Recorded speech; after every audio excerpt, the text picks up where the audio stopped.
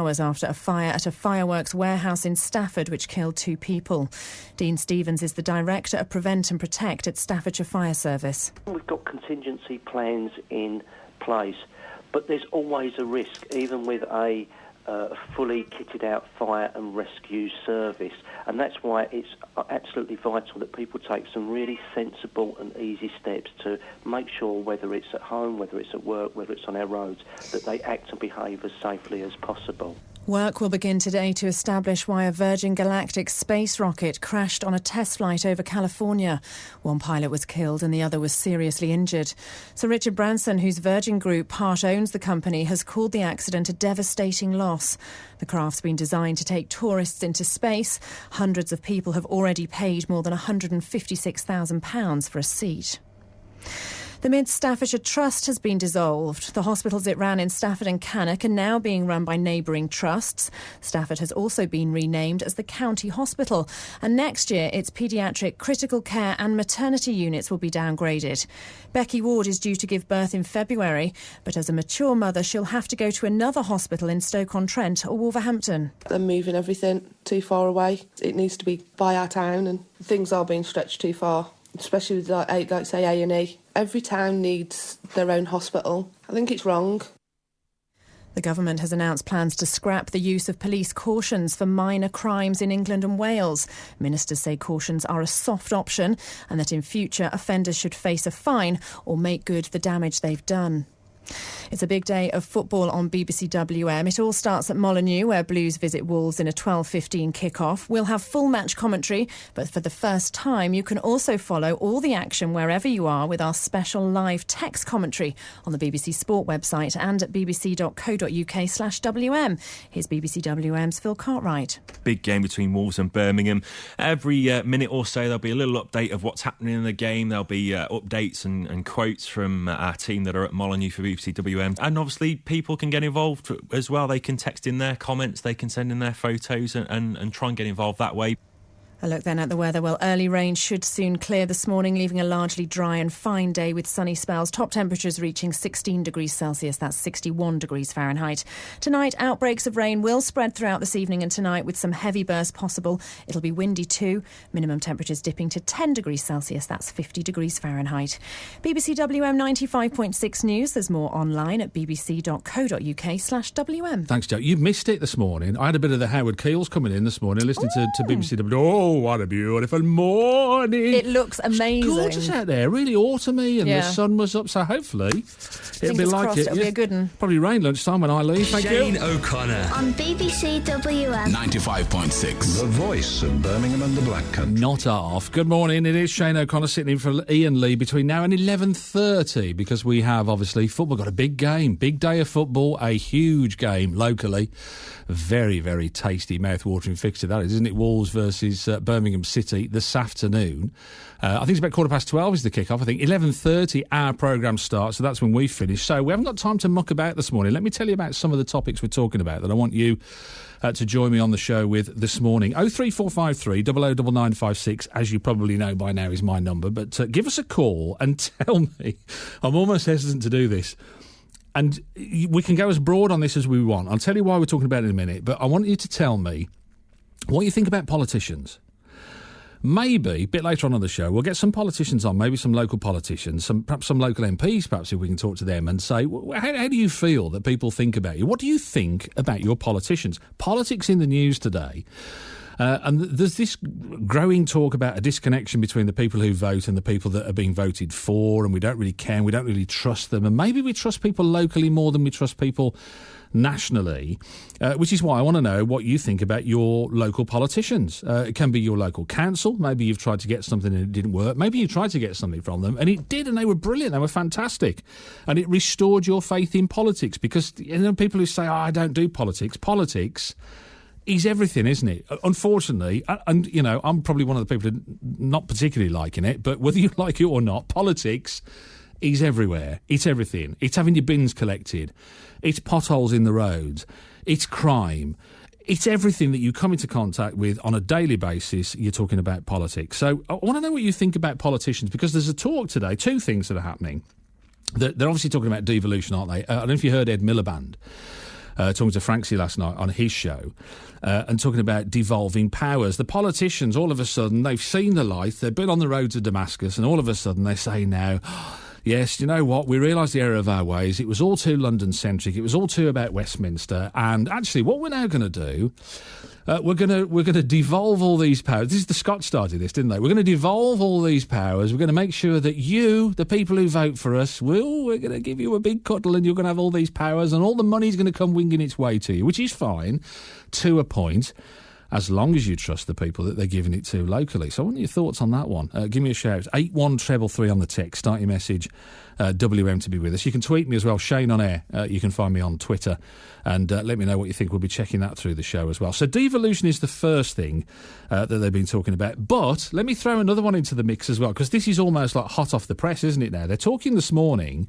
about getting rid of the House of Lords. Now, for a long time, a lot of people, and I think I have to say, I've been yet to be persuaded that it is anything otherwise. A lot of people have said the House of Lords is just an old mates club where, when you've retired from active politics, you can go in the afternoons to have a kip, and you get a sort of expenses, and you get a salary for doing it as well. And it's a reward. You get booted upstairs into the House of Lords. So really, until it comes to making very big decisions, not a lot of use. Also, strangely as well, if you're high up in the church, you get to go into the Lords as well. I'm not sure how that one works, but there you are, and if you've got a view on that one. Labour are saying this morning they would replace the House of Lords with an elected Senate. As Lizzie was saying, bit like in America. I went further back than that. I'm thinking more of the Romans. Maybe we could have an amphitheatre with some lions in as well and jug people in there if the politicians don't do a good job. Thumbs up, thumbs down, who knows? But yeah, this idea of an elected Senate, a bit like they do in America, to keep in check the Houses of Parliament. But here's the thing, if you trust the Houses of Parliament, why do you need an upper house, an upper chamber, to keep them in check? They're saying that instead of these people just being friends of friends and booted upstairs as a bit of a reward, what will happen is that they will be elected, which is fine, again, to a point. But given that we can't get any more than a quarter of the population out to vote on any one election, whether it be national or local, we've got a real problem with engagement with voters. Who's going to want to go? Would you want to go and vote for putting somebody in the Senate, the old House of Lords? And on what basis? And should it be party political? Because aren't you just creating another system to try and sort of sway the balance of who's in power? Now, some could say that this is very cynical because the Labour Party are in street parlance. The Labour Party are bricking it at the moment, aren't they? Because they're seeing what's happening in Scotland. They're losing their foothold there, and they realise that those Scottish MPs can't be relied on to retain their seats. And so they might not be able to get in power. What better way to do it than to have another house that you have control over, which is what happens in America between the Republicans and the Democrats. Love your thoughts on all of this. It all boils down to a simple question is our starting point. Because if you think, I don't really understand politics, I don't care about that. The starting point for all of this is, do you trust politicians? What's your relationship like with politicians? Do you trust your local politician? I want to put that one to the test this morning as well. Do you trust your local councillors? Maybe even your, they have smaller ones, don't they? Smaller groups than local councillors as well. Maybe you trust those, your community ones, rather than the national politicians. Do you trust them more than you trust the people at Westminster? I'll see if we can try and talk to some politicians. And I haven't even talked about MEPs. If you want to throw MEPs into the mix, you're more than welcome. Let me know on the show this morning. 03453 009956. Give us a tinkle and let us know. Or 81333 on the text. Start your message CW. And we'll have a chat about it. So we've only got 2.5 hours this morning, so I haven't got time to muck about too much, but let us know what you think. Your relationship with the politicians. Have you ever gone to a local MP? I don't know if there's anyone out there who's actually written to their MP and asked them to do something for them.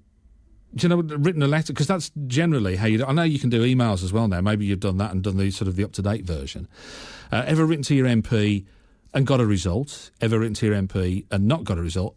I kind of forgive people for that, because you can't solve all the problems. They're not magicians or superheroes, are they? They are just politicians at the end of the day. Let me know on the show. 03453 009956. It all boils down to, would you like the people who are in charge locally having more money, having more say over your lives? 81333 on the text. Start your message WM to join us on the show today. BBC WM 95.6. The leader of the Labour Party, Ed Miliband, has announced what he calls radical new plans to replace the House of Lords with the Senate. This has come out this morning to give the country's regions more powers and a stronger voice in Westminster. He claims the current system in the Lords doesn't represent metropolitan cities like Birmingham, and he says the new proposals will help spread power and prosperity across the UK. We're asking whether that is how you believe it this morning. And he also says there's a bias against regional areas who have little or no voice in the Lords. Is that right? Is it all about London? I mean, Birmingham is big enough and ugly enough to look after itself nowadays, isn't it? Does it need this kind of sway? Do you think it's all about London? And if it is, why do they keep letting people crowd more and more people into London? Why don't they say, well, no, we're full, you've got to go to Birmingham now? He was talking to Franksy yesterday on BBC WM. This is Ed Miliband, and he said the power needs to go to the regions and it needs to come out of Westminster. The Treasury likes control, that is definitely true. But look, we've got to loosen their grip on it, because, one of the things is I think, why are people frustrated with politics? Because they often, many reasons, but they often feel we don't have control over the things that matter to us. So we're also saying, not just about buses, but about skills, about wider transport issues, about economic development. Let's get the power out of Whitehall, out of the Treasury. Let's get it to local people and so they can make a real difference. Because after all, why do you elect local representatives other than to actually make local decisions which matter to local people? Isn't it the Lib Dems that have been calling for this for a while now, for a lot of years, as far as devolution of power is concerned? Are you jumping on a bit of a bandwagon? It's hard to keep track of the Lib Dems, but look, the Lib Dems have been in government. They haven't done it. They're going to be sort of late converts, no doubt, saying that they're going to do something about it, but we haven't seen it. I'll be frank with you. I don't think our government, the last Labour government, did enough in this area. I think we were too centralising. I think that's what governments often do, but I think we've got to change it, and I think we've got to give that local control back to people, because if we're going to make people actually part of a recovery that's going to benefit them, we've got to give them the tools to make it happen. And that is about the basics: transport, skills, economic development. One of the things we've said, for example, is that local authorities, and it goes to your point about spending, should be able to keep the money they get from business rates and then reinvest it in their local area, not have it nicked off them by the Treasury. So all of this is part of this agenda to actually say, let's create a country that really works for people. He also said people wanted more control over things that mattered to them. I think it is a big issue that people feel locally that they don't have control over the things that matter in their life. And we've been talking today about bus services.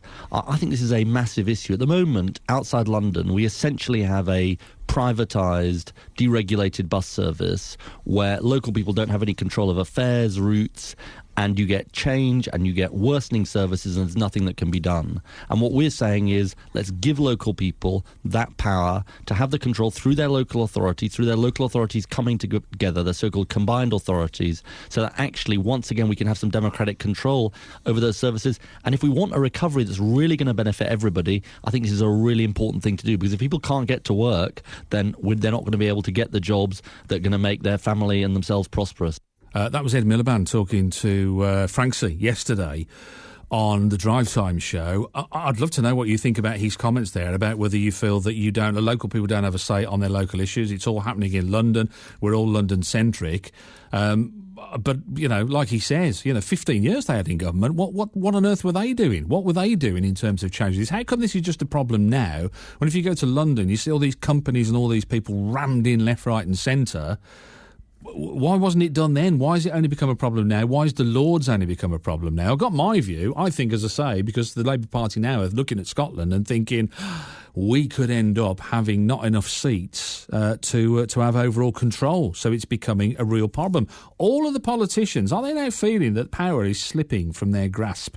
03453 009956. Ever asked help for a politician? And did you get it? 81333 on the text. Start your message WM. Let's catch up with how things are looking out there. I had a breeze of a journey in this morning earlier on, but Liz Saul's got the details. How are we looking, Liz? Thank you, Shane. It's looking better, I have to say. The M5 going south was shut for several hours, 2 to 3. That's the A4123 Albury and Birmingham exit to the A456. The southbound carriageway has now reopened. It was shut both directions about 4:30 this morning. They opened northbound about 7 o'clock. They have, as I say, in the last sort of 15 minutes or so, reopened the southbound side. Police finished their investigations into that incident. Traffic is improving on the surrounding routes, which had looked rather congested. The A4123 going into Birmingham around Beaches Lane Cross, and around Birchley Island in Albury is also looking much better. Around Bromsgrove is heavy going for some reason. On the A38 between Burkett Lane and Stratford Road, the A448, it just seems to be volume of traffic around there. The other motorway routes aren't looking too bad. If you can update us, call BBC WM 95.6 travel 08453 002288. Sorry, did I sound a bit gloaty then? Because I came in from the north end, you see, so I was all right. But as you say, M5 had this police incident there, and that's caused huge problems. Just what? But just it's better recap now. Is it all running now? Is it? Do you know? It is all running now. Okay. Southbound is all reopened, but that's only opened a few minutes ago. But it is looking much better. You're a good one. Thanks, Liz. We'll catch up with Liz in about half an hour from now. Today, it's the Brummie Black Country Derby. Wolves versus Blues from 12:15. Birmingham City's the right challenge. Look forward to getting my teeth into the job straight away. We'll make a lot of noise and really get behind the team. A good game and an occasion that I'm looking forward to. Listen live to our exclusive FM commentary. Leon Clark might have scored the winner. And check out BBC Sports live text commentary of the game online. Then from 3, hear live FM commentary of Leicester City versus the Baggies. Marahinos, yes! Brilliant finish! The station for commentary this season. BBC WM 95.6. That is going to be. I tell you what, I was just asking John. Is that the first game since they got beat 8-0 at Bournemouth? And it is, of course, and it's the first one for Gary Rowett in charge at Birmingham City as well. And the last time I was here, I told you, didn't I? I told you he wouldn't go. I'm not going to make any predictions again. Told you he wouldn't leave Burton Albion, didn't I? 18 minutes past 9. Shane O'Connor sitting in for Iain Lee. We're talking about politicians. It's your chance to have your say on what you think about politicians. We're talking about the wider issue of devolution and whether we should send more powers to what the politicians in London call the regions. That's what we're known as, the regions. That was kind of like almost condescending in that way, isn't it? Send it to the regions as if it's some kind of, oh, look what I've got on the bottom of my shoe, the regions. But that's what they call us. They want to send us more power. Well, great for us. Let's talk to Keith in Bartley Green, kicking off the show this morning. Hiya, Keith. Good morning, Shane. We said we'd do two in a row. We'll go for a hat-trick next Friday. So I've got to tell you a story, seriously, quickly. Come on. I was somewhere Thursday night, and I'm in the wheelchair, and people don't feel sorry for me being in a wheelchair. They feel sorry for me because I got a blues coat.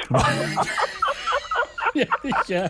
It was a sorry, Keith. We could cry for you. I said, I could. I wasn't going to hide the flaming thing. Do you know what I was last week? Was it last week? Bournemouth seems like a lifetime ago now, doesn't it? Last week, a mate of mine is a big blue nose, and he tweeted. I was doing something else and I wasn't across the game at all, and he tweeted when it was 6-0. And by the time I got to the tweeting back, it was 8-0. And I just thought, wow, it was just, it was a horror, wasn't it? It should have been on Halloween. It was such a horror, wasn't it? I'll tell you what, really, isn't it terrible how the club's gone? It's, it's the worst I've ever known. It's sad, really. Listen. Things are not a lot better at Villa Park, though, are they, really? No, so let's, exactly. The region generally is down. It's not looking good, we haven't got nothing to boast about too much, have we? No, we're talking about the regions, actually, because that's what politicians in London refer to us as. We're the regions. I'm not sure I love that phrase anyway, but politicians, what do you reckon? What were your thoughts? Well, I've got to be honest with you. In Bartley Green, our area, we've got 3 good ward councillors. Okay. And we've had them for years. I mean, the one like John, he's been a councillor since about 1982. Yeah. But as it goes, and I'm not trying to be, it's just a bit particular, I wouldn't trust this leadership to govern a big budget. I mean, I've got to be honest with you. I mean, the mess Birmingham Council's in at the moment, I mean, it's worse than Birmingham City Football. Do you know? Because I want to talk about cuts as well. Because somewhere in the back of my, excuse me, Joe's just brought the coffee in, so I'm just putting my sugar in this morning. The whole thing about cuts as well, in the back of my mind, and I can't pin it down, but I will one day. I think councils, who are not either Lib Dem or Conservative, are cutting the most valuable services first, in order that it has the most impact. So they can say, "Oh, we told you this was a bad policy." Why have we still got people out watering the plants and putting plant and floral displays in councils across the country when we're cutting services for people with disabilities or the elderly? Do you know what I mean? And I wonder, are we being played politically with that as well? Yeah. I mean, it's all a political game, because when you've got a Tory government here, the socialists work on it. I mean, don't forget, you've got a general election coming up next year. Oh, yeah. I mean, so, it's all, you know what I mean? They make it bad for each other. And, I mean, it was... But they don't, do they, Keith? That's the thing. They're not making it bad for each other. They're making it bad for us. That's the point. It's when when they go, "We're giving you this money." No, you're not. I gave it you. You're just giving it me back. I mean, the thing is, they make it bad for the situation. Now, in the West Midlands, we've got a regional... we have got a centre that look after the buses. That's right. And all the councils put into this a fund. It's a quango, isn't it, Centro? Really? Yeah. But I mean, the point is, at the end of the day, you've still got your cutbacks, and you've still got your, we use Ring and Ride, and they've cut it back something terrible. I mean, the disabled services in Birmingham have been cut back terrible. Now, not only disabled services, children's services, all sorts. Yeah. They're really actually essential things. So what happens when you talk to your local ward councillor about things like that and say, "Look, come on, I used to be able to get out and I can't get out as much as I can now." Are they blaming the big boys and saying, "Oh yeah, well it's government"? Because this is what I fear happens. No, is that you basically what's happening is when you talk to say John or Vivo, and they can't get information off the council, because the council is of the other side. The doors are locked in many cases. They won't talk to them. Right, then they're not the same party as us, so we won't give them the information, Up yours, and this is wrong, because, to be honest with you, they're all Birmingham City councillors, so...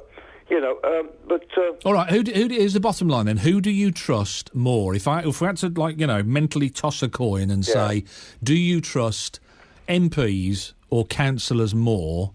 Who do you trust more? I think you've got more control over councillors than you would over MPs. But, okay. I mean, half your MPs, though, at the moment, Shane, are millionaires. They don't know what it's all about. Yeah. I mean, Dave Cameron turned around and said at one point, "I haven't got a poor friend." Well, when you're a millionaire, you ain't. No. You know what I mean? Yeah, no, I do. Years ago, you had the MPs were people working class and people who'd worked their way up, and you got somebody who became House of Lords. He worked his way up through the political ladder. Here's the thing. I remember, and I know now why it wouldn't work. But I remember talking to my dad about members of the cabinet. I can't remember which government it was. Members of the cabinet, and the health secretary came on the telly, and I remember saying to my dad, "So, is he a doctor then?" And my dad went, "No." And I said, "Well, what is he?" Said, "Well, like say he's a millionaire or whatever. I don't know, whatever." And I remember as a kid thinking, well, shouldn't the health secretary have some idea what's going on about health and about what it's like to work in the NHS? And that was as a kid. Shane, could you you talking about that? Do you remember years ago where Harold Wilson used to sit there with his pipe? With his pipe puffing away. Hang on a minute, I'll talk to you when I've lit my pipe. Yeah, it was good for Mike Yarwood, though, wasn't it? That was the thing. Keith, I'm gonna. Well, listen, I'll talk to you next week with a bit of luck. All right? Yeah, when are you on next Friday? Friday and Saturday again, sitting in for Iain. Yeah, Friday afternoon, Saturday morning again. Talk to you, mate. All right, mate. Take it up the Blues. That's Keith in Bartley Green, poor soul. He's a Birmingham City fan. Matt's in Solihull. Hi, Matt. Good morning, Shane. Morning to you. I'm privileged to be on your programme. Yeah, we're privileged to have you, mate. It's the other way around. Government ministers, I wouldn't trust anybody. For the last 40 years, I have seen this country go down, down and down. Right. Immigration, I have nothing against them, but there's no work for them at all. This is only a very small country, and these MPs doing is putting plenty of money in their own pockets. We need a complete different system in government. Ordinary working class people, like which we had way back in the 40s and 50s, like Piercy Schumer, and you wouldn't remember him at all. I don't know. Well, your dad might. You couldn't ring your dad up and ask him about Piercy Schumer. Are you a Brummie, are you? Oh, yeah. You're not a Paddy Brummie by any chance. With a name like Shane O'Connor, what do you think? Well, the O'Connor part of it. Does your mother come from Ireland? No, it's my dad. No, my mum's from Kingston. My mum was from Kingston. She's no longer with us, sadly. And what part of Ireland did your dad come from? Leitrim. Leitrim, lovely Leitrim. It's there's not a lot there, is there? Well, there's a lot of building at the moment, and do you know what? It's funny because you're talking about Ireland, and obviously I detect a slight accent, Matt. Yeah. Well, what do you think of your own country? What do you think about what? I mean, I don't know if you ever get back to Ireland or whatever, but what do you think about? They're in a worse state than we are. Yeah, 70 years since I was there. Right. But you must follow it in the news. My mother was born in Aldershot in the Marrick Quarters. Right. We come from an army family. I was in the British Army myself.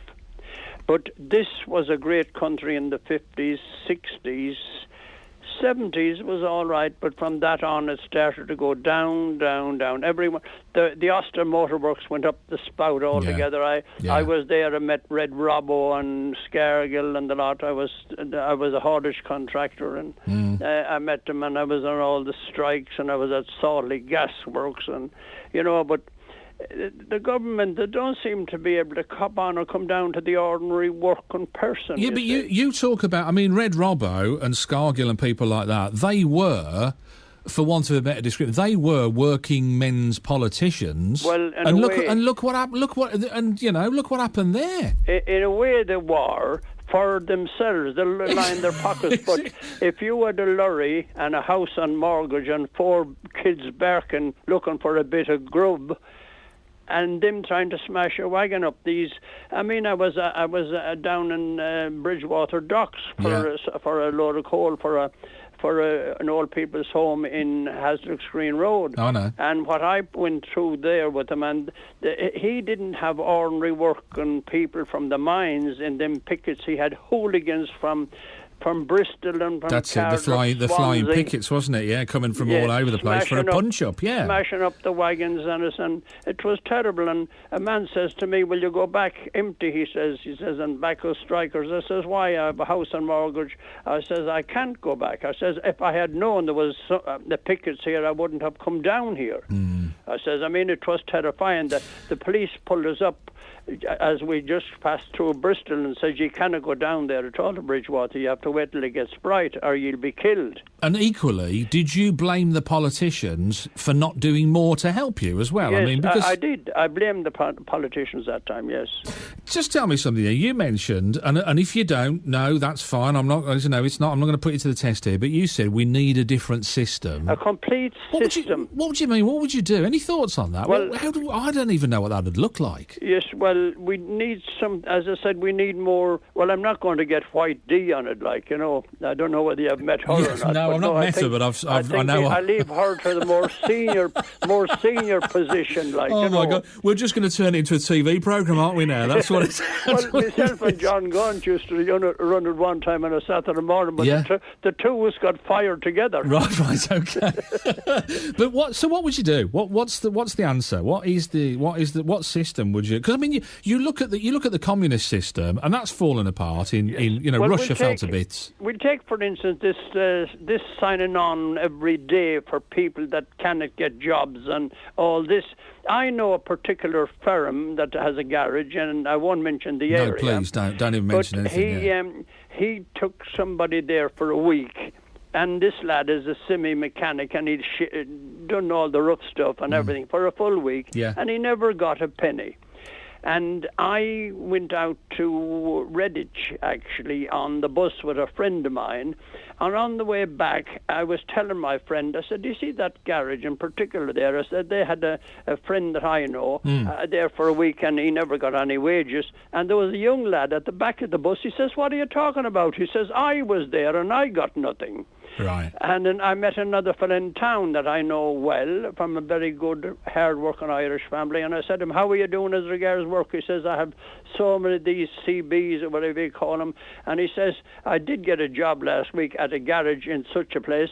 And he said they had me for a week and paid me nothing. Right. So, I mean, I don't think that's fair. If they give him even £50 or something, he had to pay his own fares out there and everything, you know. I mean, these are silly kind of ideas, like, you know. Yeah, it all adds to the mix, though, doesn't it, Matt? Great to talk to you, mate. Thank you so much. Don't be a stranger, Matt in Solihull. Kate's with us, listening in Lichfield. Hello, Kate. Hello, morning, Shane. What are your thoughts this morning? Politicians, I mean, we're talking about devolution. We're talking about what kind of system we've had in place. We're talking about whether we trust politicians locally more than nationally. But it all boils down to what we think of our politicians, doesn't it, really, at the end of the day? What are your thoughts? Well, I don't have any faith in them because at the moment, especially coming up before an election, it's all about keeping my job. For them, you mean? They're all trying to... Everything, every time they open their mouth, all you can hear is, please vote for me. Yeah, that's all you hear. Okay. And basically, they'll promise you the earth. Or, you know, all parties, David Cameron will say, oh, we'll do this on immigration, we'll do this on this and this and that. When he knows his hands are tied with Brussels. Yeah. So he'll say, this is what I want to do, when he knows darn well he can't do it. Have we... Now, you've made a really good point there, Kate. Have we got too many levels? We've got little parish councils, we've got borough councils, we've got city councils, we've got politicians, and you've got the MPs, what I call politicians, but they're all politicians, aren't they? But you've got the MPs nationally, you've got MEPs across Europe as well. Have we got too many layers, too many levels? Far too many. And I know they're talking about devolution, giving it powers to councils. I personally don't agree with that, definitely not. I just think we'll have little parts of England. It's bad enough now with London, anything north of Watford Gap. I just think you'll get elitist areas, parts of Solihull, say, Knoll, places like that. Yeah. I'm from Lichfield. Then you'll get the inner city places. They'll have nothing. Yeah. And I just think we need MPs to look after Great Britain. You see... Start with our kids. Give them a good education. Then the elderly. Look after the elderly because they are what made us our future. Yeah. That's why we're here today. Look after the sick. You don't have to be Einstein to work from the bottom. Our children, our education. We could make this country so good. Yeah. But they're not interested. They're not interested at all. And what would you do with Europe? Would you come out of that? Europe. I mean...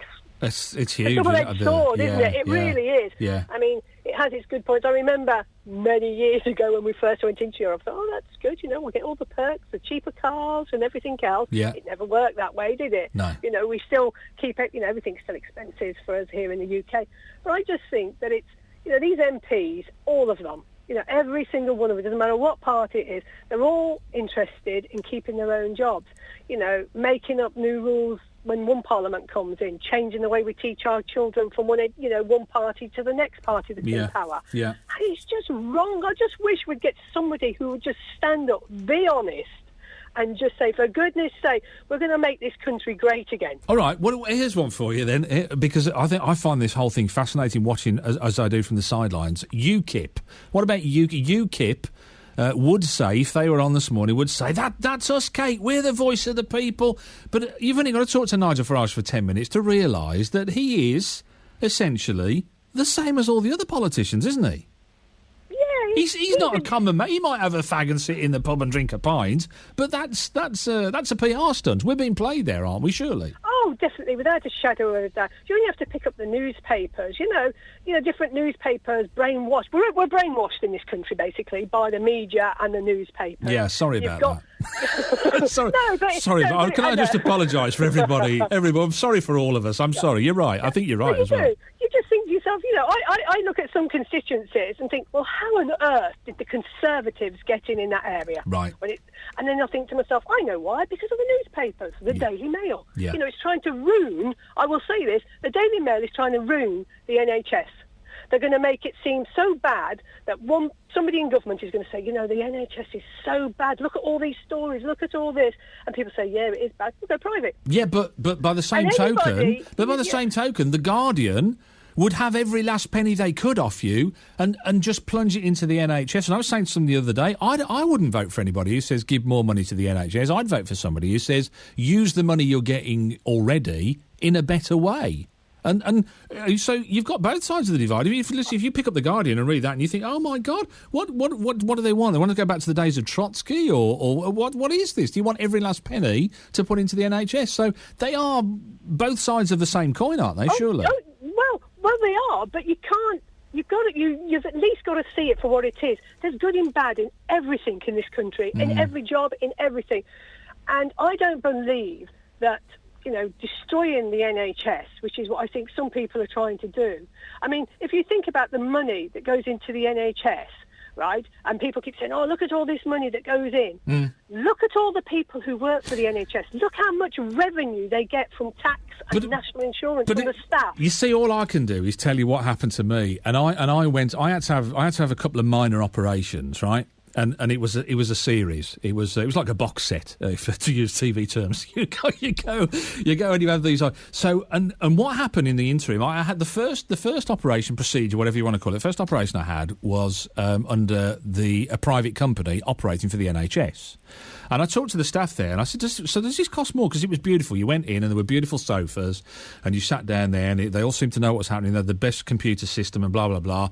And I had the operation. I went back 8 months later, and it had been taken back into NHS control.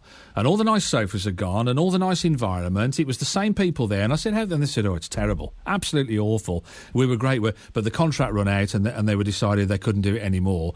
Does it still cost the same? Yes, it does. So why not give it to... So this idea that we're going to privatise the NHS, I've got to say, as a patient, my experience was better under a private company working for the NHS than it was with the NHS doing it. So how do you figure that one out? All I know is when things go private, right, it's all about profits. And I know you've got to run a business. The NHS is a business. You can't waste money because it's our taxpayers' money that's doing it. Yeah. But I do believe once it goes private, in those sort of circumstances, like, the lecky and the gas and all of those, the water, the private, it's all about profits. It's all about keeping the shareholders happy. And that's what would happen with the NHS. But isn't that good? And sorry to stop you, Kate. No, it's okay. But I was going to say, isn't that good? Because if you think about it, if you hurt somebody or damage somebody or kill somebody in an NHS procedure, that will cost you a lot of money. So the imperative is, if it's all about money, to get the service right. But just because it's private, I just think, I know people have had, varicose veins removed and nearly lost a leg, private hospitals. Right. I mean, I believe half of the problem is doctors, are moonlighting. If doctors weren't moonlighting, doing private and national health, the queues wouldn't be as long, because I can't get in to see my consultant because he's going privately for half the week, and then 2 days a week he's on the NHS. And half of them flying across Europe as well, aren't they, to come in and to treat? But you're right. Make our doctors, if you want to work for the NHS, you work for the NHS, not private as well in the NHS. You do one or the other. One or the other. Come on, we're gone off the beaten track, but it's all part... I mean, everything is politics. That's the beauty of this conversation. So I suppose maybe we're not off the beaten track, but I just wonder... The system that we have, this idea of the Senate, I want to run that one by you. The House of Lords would go, the Labour Party would have a Senate, you'd have senators, they would be elected rather than booted upstairs from the House of Commons and given a peerage because you're a jolly good egg or because you've been a vicar for 25 years or whatever. So is that an idea that appeals to you, the Senate? Would that help or would that hinder the process? Is that just another layer? It's just another layer. I can see why Miliband's doing it at the moment, obviously, like you said earlier on, because of Scotland. It's the Scottish question, isn't it? Definitely. It definitely is. Yeah. I just think you can't start swapping rules just because you're not very good at the job you're doing. No. Get somebody else in, because I'm telling you now, the Tories will be back in May next year. Yeah. And there's lots of people I know, when they got in the last time, I wore a T-shirt saying, don't blame me, you voted for them. And these people, and I did, because these people now are moaning about what the Conservatives do. They're saying, well, don't blame me, you voted them in, and they're going to get in again because we've got Mr. Miliband. And do you think there's any difference between the parties? I mean, seriously, because I know lots of people who they don't care about Conservative or about Labour or about Lib Dems or even about UKIP or about the Green Party or whatever. They think that once you get into that system, the system sucks you in and moulds you in the same way and you become the same people. So it doesn't really matter what... Because... Let's face it, I mean, you're talking about the Labour Party or the Conservative Party. I mean, they used to be so far right. The Labour Party used to be so far left. They're all on a little mound in the middle, trying to just please everybody all the time. So those true wings of the party have gone, have they, on both sides? Do you know what? Oh, I shouldn't probably say this. It's not politically correct. They're spineless men. I'm not a Tory, right?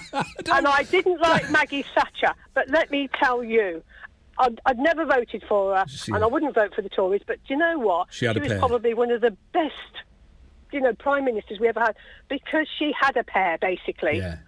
Honest to God, they are so spineless, these men in politics, Yeah. and that's not no disrespect. I've got a son, I've got a husband, but, and I keep saying to my son, be the first, strong Prime Minister for this country, and that's the way I'm sending it. Somebody who'll do something for our country and start going, oh, I better not upset so-and-so, I better not upset so-and-so, I better keep my job, better not say this. I love it, Kate. Grow a backbone. grow a pair, grow a backbone and get on with it. Kate, good to talk to you, mate. Have a good day. And you too. Take care. It's Kate in Lichfield there. I must admit, and I'm like a lot of people, you kind of look at the Thatcher era and think, boy, that was a terrible time.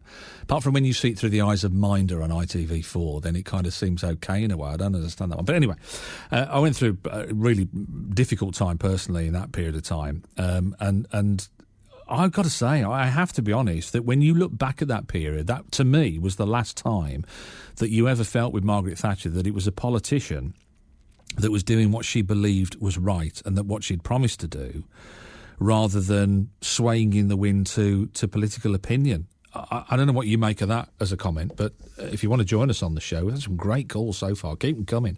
03453, that's what this show's all about, is having a chat about some of these issues today. 03453 00 9956 is my number. 81333 on the text, starting message WO. I don't know if we can see if we can try and get a politician of some... I don't care. Councillor, MP, MEP... somebody from the House of Lords would be awesome, but they're not going to be awake at this time, are they? Surely. Shane O'Connor on BBC WM 95.6, the voice of Birmingham and the Black Country. It's no good phoning the House of Lords. They never answer the phone. We think they're snoozing. I'm disgusted with the government. They have ripped the police to pieces. They've cut resources. They seem to hate the police. My partner is a police inspector. And he started work at 4 o'clock yesterday. It should have finished at 3 o'clock this morning. And due to a very serious incident, he's finally come home at 6:20. So what's that, 14-and-a-half-hour shift? They're treating all emergency services badly, says Julia on the text. Well, Julia, thank you for that. Great one. 81333. Start your message WM. If you can't join us on the phones, have your say this morning. 03453 00 9956 is my number. Let's get a different perspective on all of this, though. This devolution idea, this sending big trucks full of cash up the M6 from up the M1 rather from London into the West Midlands. Let's talk to John Lamb, who's from the Birmingham Chamber of Commerce, who joins us on the show. Morning, John. Good morning, Shane. Thanks so much for being with us. Do appreciate that. What do you think? I mean, I'm guessing you're going to say this is, and I'm trying not to put words in your mouth, but I'm guessing you're going to say this is a great idea because you can see the pound signs. You could get some of this cash, couldn't you? Well, I suppose that's one of the motives, but you've just been talking about the Lord sleeping. Well, the one Lord who isn't is Lord Heseltine, and he's very rightly championing the devolution cause. And he was in Birmingham a couple of weeks ago, and he was saying that London, I think by that he meant the Houses of Parliament, do not trust us to run the regions ourselves. So what he was saying was, well, then prove to them that you can. And that is starting to happen already. Birmingham and the Black Country and Solihull are working together. Birmingham and Solihull councils are cooperating on economic matters. So it's all beginning to start, and the Black Country is talking about joining in with Birmingham on various other issues. And we've got a Midland-wide organisation called Midland Connect, which has been established to coordinate transport policies across the region. So it's all starting to happen, and frankly, it's important that we do prove to London that we can do it. Manchester's way ahead of us, and in this region, we've got to put aside petty political differences and get on with it, frankly. But doesn't that broaden out petty political differences and increase it into maybe less petty geographical differences? And by that I mean every so often I kind of get a glimpse behind the curtain. I don't know if you remember quite recently, I forget who it was, forgive me, you might remember, I think it was a Birmingham councillor who said to Coventry City Council, you want to pull your finger out and start building on the green belt down the A45 yes. so that we can have more houses built there and you can be a dormitory for our success. And already you start to think, hold on a second. And you know, with other areas like West Midlands Police, people in Coventry very often feel like they're an annex of the rest of the West Midlands. And maybe Birmingham thinks, Wolverhampton thinks, well, it's Birmingham all the while. And all of a sudden, you've got all these little rivalries and factions within an area that if it's been decided outside, is much more cohesive. Is that a problem, do you think? Well, I think you're absolutely right. I mean, as a Coventrian, I know how they feel. And but I think they've got to start to accept that Birmingham is the major city of this region. You know, whatever you think, same as London is the major city of the South East. I bet, and you know what it's like down there. Would you go and stand in the streets and shout that one out? You wouldn't last long, would you? Well, I don't know about that. I mean, I think I really think that it's time, you know, that Coventry, that suffered enormously in the past few years and is recovering remarkably well, has got to wake up and at least embrace Birmingham to a degree and work together. And I think, you know, the political parties, well, the government and the opposition, importantly, have already said that on devolution matters, they will not talk to individual cities. They want to talk to big regions, and that would include Coventry. But then there's another issue beyond that, because there's now talk of the counties forming themselves into LEP. Hang on. Hold that thought. I'll tell you what, John, give me a second, because I just want to get just an update on the travel news, and we'll talk about counties and LEPs, localised enterprise partnerships, about that, and we'll see where that one goes. Stay there, John. If you want to give me a call on this, 03453 009956. Because I was brought up proper, never keep a lady waiting. Liz Saul's got the travel. Thanks, Shane. The M6 going south is heavy going. A vehicle broke down briefly at junction 11A. The M6 toll in the roadwork section has been quickly moved out of the way, but traffic's very heavy going. It's still very congested in Bromsgrove this morning on the A38, both ways around Burkett Lane and Stratford Road. If you can update us, 08453 002288. A new champion for the West Midlands. Remember Wendy? She was the lady who was told her mobility car was going to be taken away from her after she was reassessed for her disability benefits. I've been like a prisoner in this house for 18 months. They're going to take the car off me. Crying on the radio, blarting like a baby. She couldn't do without her car. So listen, we stepped in. We made a few phone calls. I'm pleased to say Wendy has been to pick up her car this morning. A new hero for mid-mornings. Oh, it's just great. Just the feeling that I'll be able to drive again. WM came in. Thank you very much to Liz and all of you, and helped me to get that sorted. Without you, I don't think it would have got sorted. Danny Kelly, weekdays from 9. BBC WM 95.6. Is this normal? Do you know, Bernie? Do you normally have brioche on the show? No wonder, Iain Lee. He's always here early. It's just so we can get something to eat. Shane O'Connor sitting in for Iain Lee between now and 11:30. Don't forget, big game today. Wolves, Blues. We're going to have live commentary. We'll talk more about that as we head towards 11:30. We're in conversation with John Lamb, though, right now, from Birmingham Chamber of Commerce. John, thanks for hanging about and your patience. Appreciate that. Just make sure we keep people moving across the West Midlands, of course.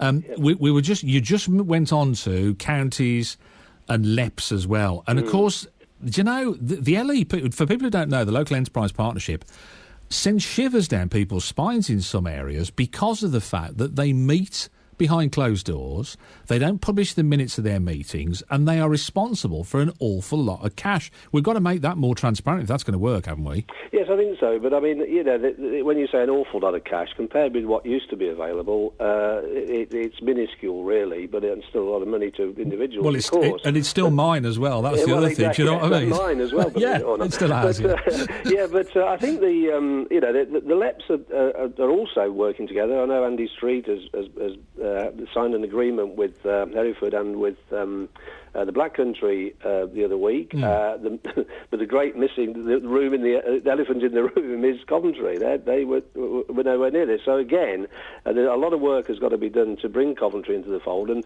where Manchester can benefit, because there aren't many green fields in the greater Manchester area, there are in this area. And as you were saying about the councillor who was talking about building down the A45 and all that, I mean, there's a huge development due to go on there when HS2 comes into being.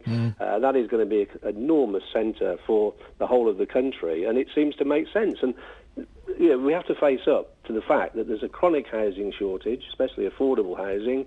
Somehow we've got to find the land to build on it, and waves of the UK are not built on. And that means what? Building on all the green fields and killing all the countryside. Well, where do we draw the line? Because only about 5% of England is built on. But this is the point, isn't it? Is that on the one hand, there's no joined up thinking from either national or local politicians, because on the one hand we sit there and we go, oh yeah, we haven't got enough houses. I mean, the jury's out on that one, to be honest with you, because I'm not sure where all these people are living right now that need all these houses. And if you look at a lot of council plans, you say, where are these people coming from? They'll say they're all coming from Europe. They're all economic migrants coming from Europe, which is going to leave a lot of people cold. Secondly, I mean, in some places you're looking at 60, 70% projections, economic migrants from Europe.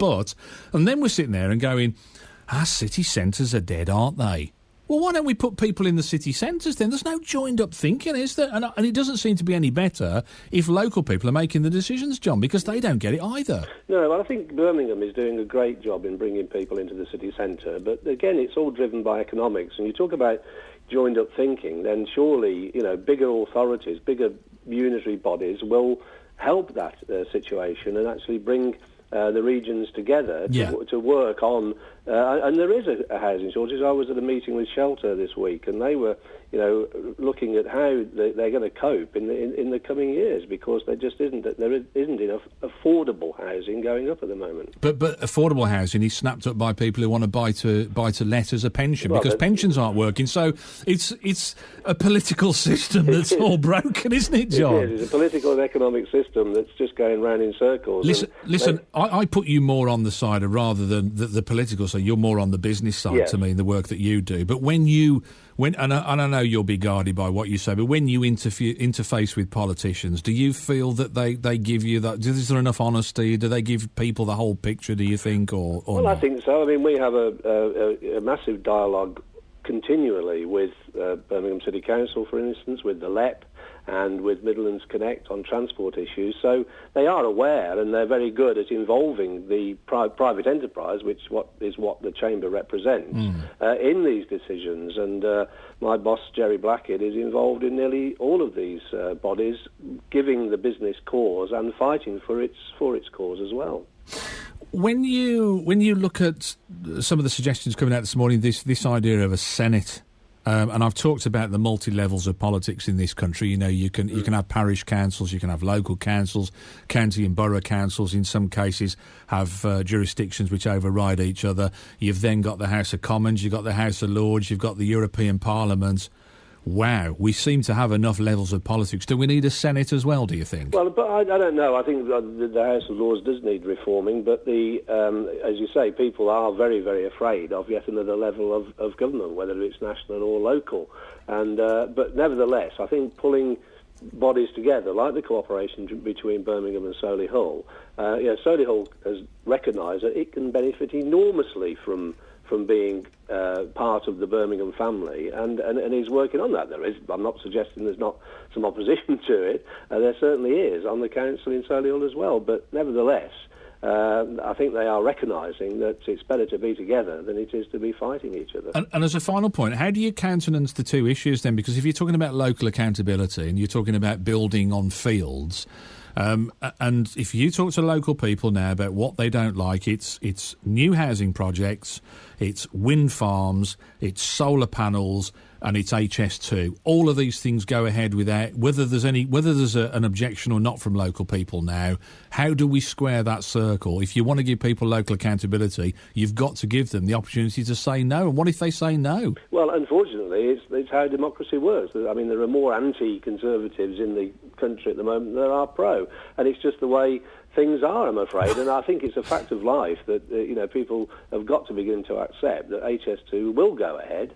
Why have you got to accept that with so many people out against it and they don't want there aren't that many against it. There are. But what happens is the people who are for it, they're the ones who get lumped in with. Do you want the train network improved? Yes, I do. Do you want to spend billions on HS2? No, I don't. Oh, well, we'll put you down as you're for it then because you want the rail network improved. It's a con. Yeah, well, I think the big problem is calling it high speed. I think it's it's capacity. But that's what's costing the billions, isn't it? Yeah, well, I travelled daily to London for 3 years, and you could half of those journeys at least you could not get a seat on them, and that was a few years ago. Yeah. That was 10, 12 years ago. So it's not even giving us what we want, is it? Then because we want capacity and they're giving us speed. No, it won't give us. No, it will give us capacity because a new line will free up the existing line for freight and so on, and will certainly increase capacity. Do you think you'll be able to? You think you'll be able to afford a ticket? I can't afford to travel on the railways that we've got now, John. Then we come back to economics. And it's all politics. John, great to talk to you.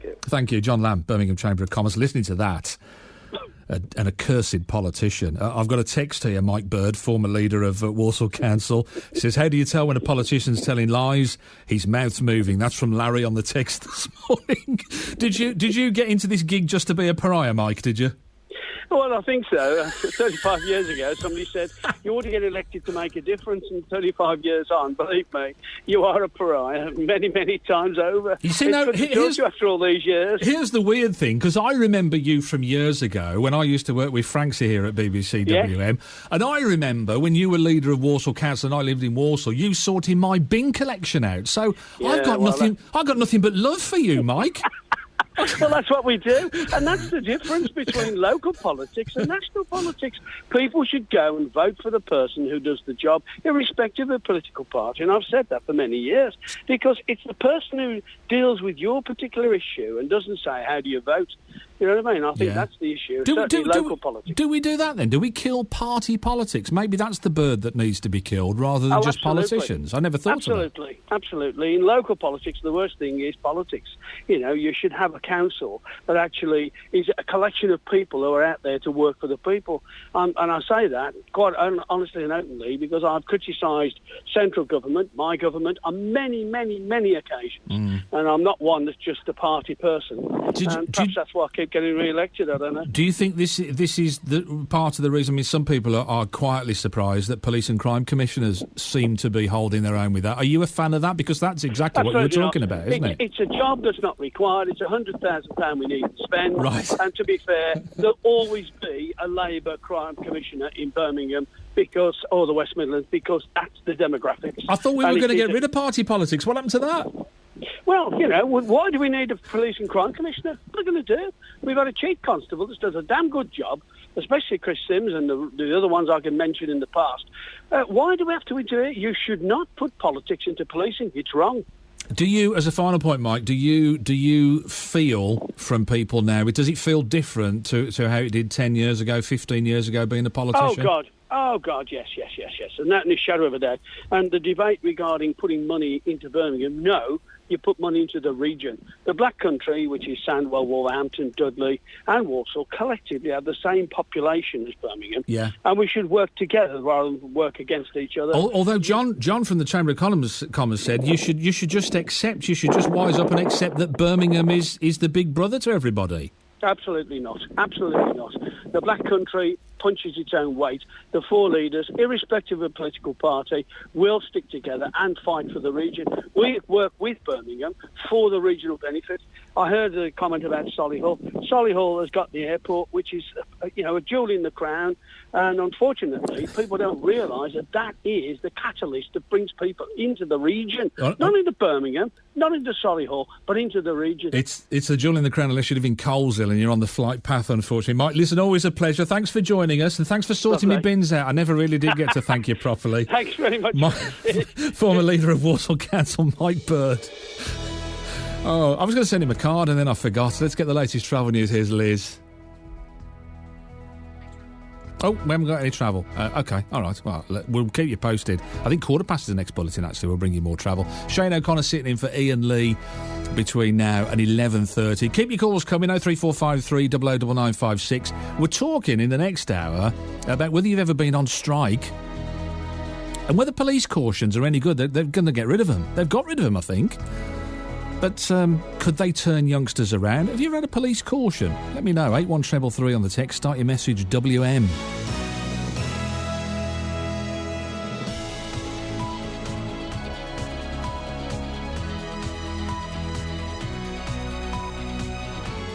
The voice of Birmingham and the Black Country. BBC WM 95.6. I knew she was there. I could hear her breathing. 10 o'clock. Good morning. It is BBC WM 95.6. Let's get the latest news this morning. Here's Joe Tidman. An elderly man's died after becoming overcome by smoke in a house fire in Wednesbury. Firefighters were called to the kitchen fire in a terraced house just over an hour after industrial action began. The fire service said it had 17 appliances overnight to respond to incidents across the region and that it was a busy and challenging night. Firefighters are striking over changes to their pensions until 6 p.m. on Tuesday evening. Andy Dennis is the secretary of the West Midlands Fire Brigades Union. We do have a national agreement for a recall to duty for major incidents as well, which would involve obviously striking firefighters. So we do have that in place. That's been in place for some time. Also, as well, on top of that as well, local fire brigades have a legal obligation to put in plan contingency arrangements. Work will begin today to establish why a Virgin Galactic space rocket crashed on a test flight over California. One pilot was killed and the other was seriously injured. Sir Richard Branson, whose Virgin Group part owns the company, has called the accident a devastating loss. The craft's been designed to take tourists into space. Hundreds of people have already paid more than £156,000 for a seat.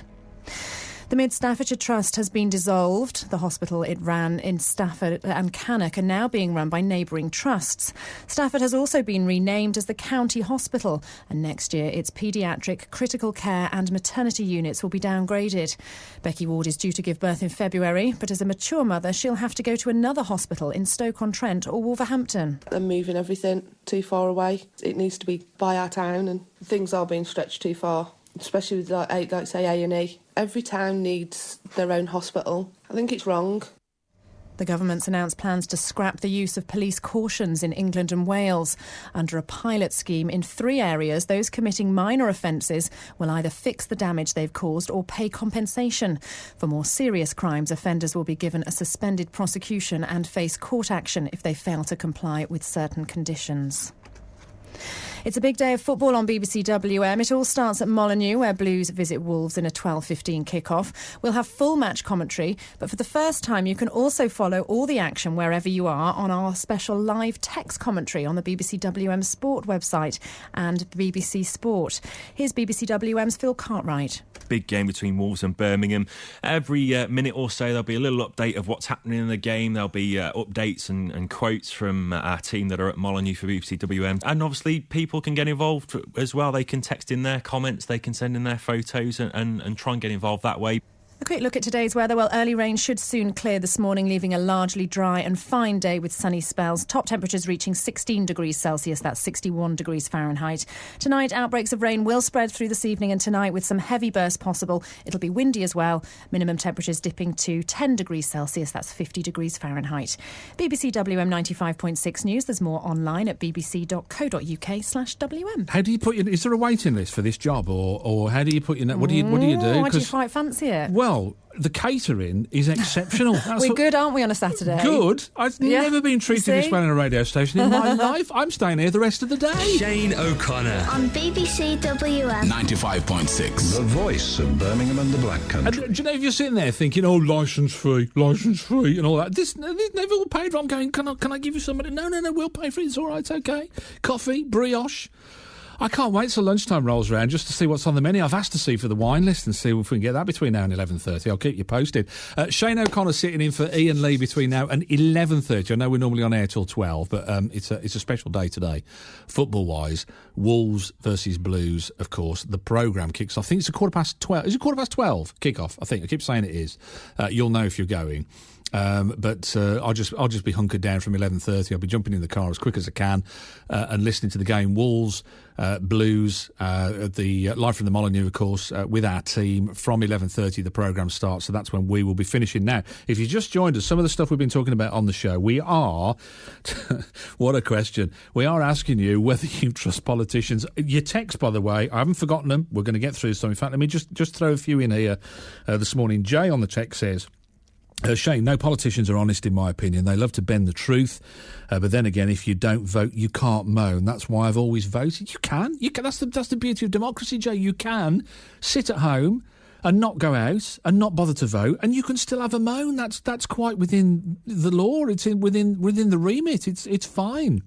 The House of Lords is a perfect example of people's apathy and disconnection in politics. A bunch of out-of-touch, privileged elite living in their Westminster bubble, says Dave in Frankly this morning. Dave, thanks for that. 81333 on the text, start your message, WM. Love to know what you think about whether you trust politicians. Two conversations really kind of going in tandem.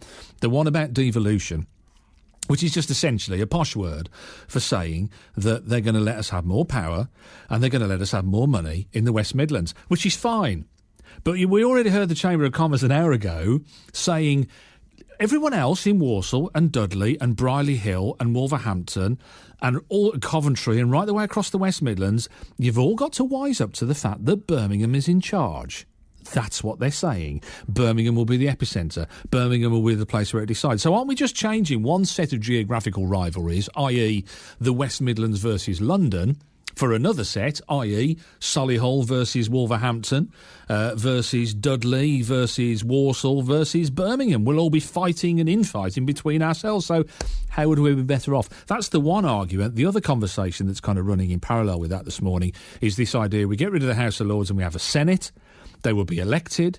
It would be, rather than a gift just because you've been a bishop for 10 years, you get booted upstairs to the House of Lords because you've been very good and you've not said anything out of line and you've been a good egg.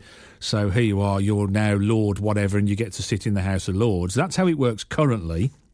Or if you talk on an issue as well as the latest thing from politicians, they were trying to get more real people into the Lords. So if you're passionate about something or you've been a victim of crime, they'll very often put you in there as well as some kind of sop and say, well, there you go, we've given you some robes. Be grateful, you're miserable so-and-so. So we're just saying whether that's going to make any difference or not, or whether an elected Senate... It's a mess in America, isn't it? It's an absolute mess because you've got Congress and you've got the Senate, and they are constantly to-ing and fro-ing because there are two levels of politics fighting against each other. Is that what we want in this country? Shane O'Connor. On BBC WM. 95.6. The voice of Birmingham and the Black Country. I nearly said, is that what you want? Because that's what'll happen. 7 minutes past 10. Let's go to the lines again to talk to Nick, who joins us on the show. This is Nick in Norfolk here. Morning, Nick. Yeah, hello, Shane. Are you in Norfolk? Yeah, I'm in Norfolk, but I do a lot of work around the West Midlands. Oh, right. No, hey, listen, no, I'm never one to turn listeners away, mate. Don't get me wrong with that one. I just think it's fab. You're listening online, are you? Well, I like West Midlands because it's the only station on a Saturday morning that has a decent phone-in. Yeah. But anyway, I've only listened to your conversation on and off, but I like your introduction when you said politics is everywhere. It is, isn't it? Yeah, I must admit, that upsets me because I don't like to think I'm particularly political, but it is, isn't it? It's everything, isn't it? Well, you see, we're all politicians, really. To me, I always think that everybody is a politician if they vote or talk politics. Yeah. You're a politician, I'm a politician. Anybody who's listening who takes an interest might be a politician. We've got two classes of politics. We've got the professional class in Westminster, and then we've got... The only difference between them and us is that they get paid for it. And I think this has been the problem all along. People see politics as a professional game, which unless they see it as a career, and therefore they kind of keep in the background because they don't want to make a career in it. Right. But you see, what's really happened in British politics over the last 40, 50 years, since Thatcher, really, is that Britain has really become a one-party state, all masquerading under different party names. Labour has completely capitulated, both in government, opposition, to practically everything that the Conservatives say. Yeah. It's all a game of populist talk these days. We're going to put a ban on foreign housing and things like this, just to sound different.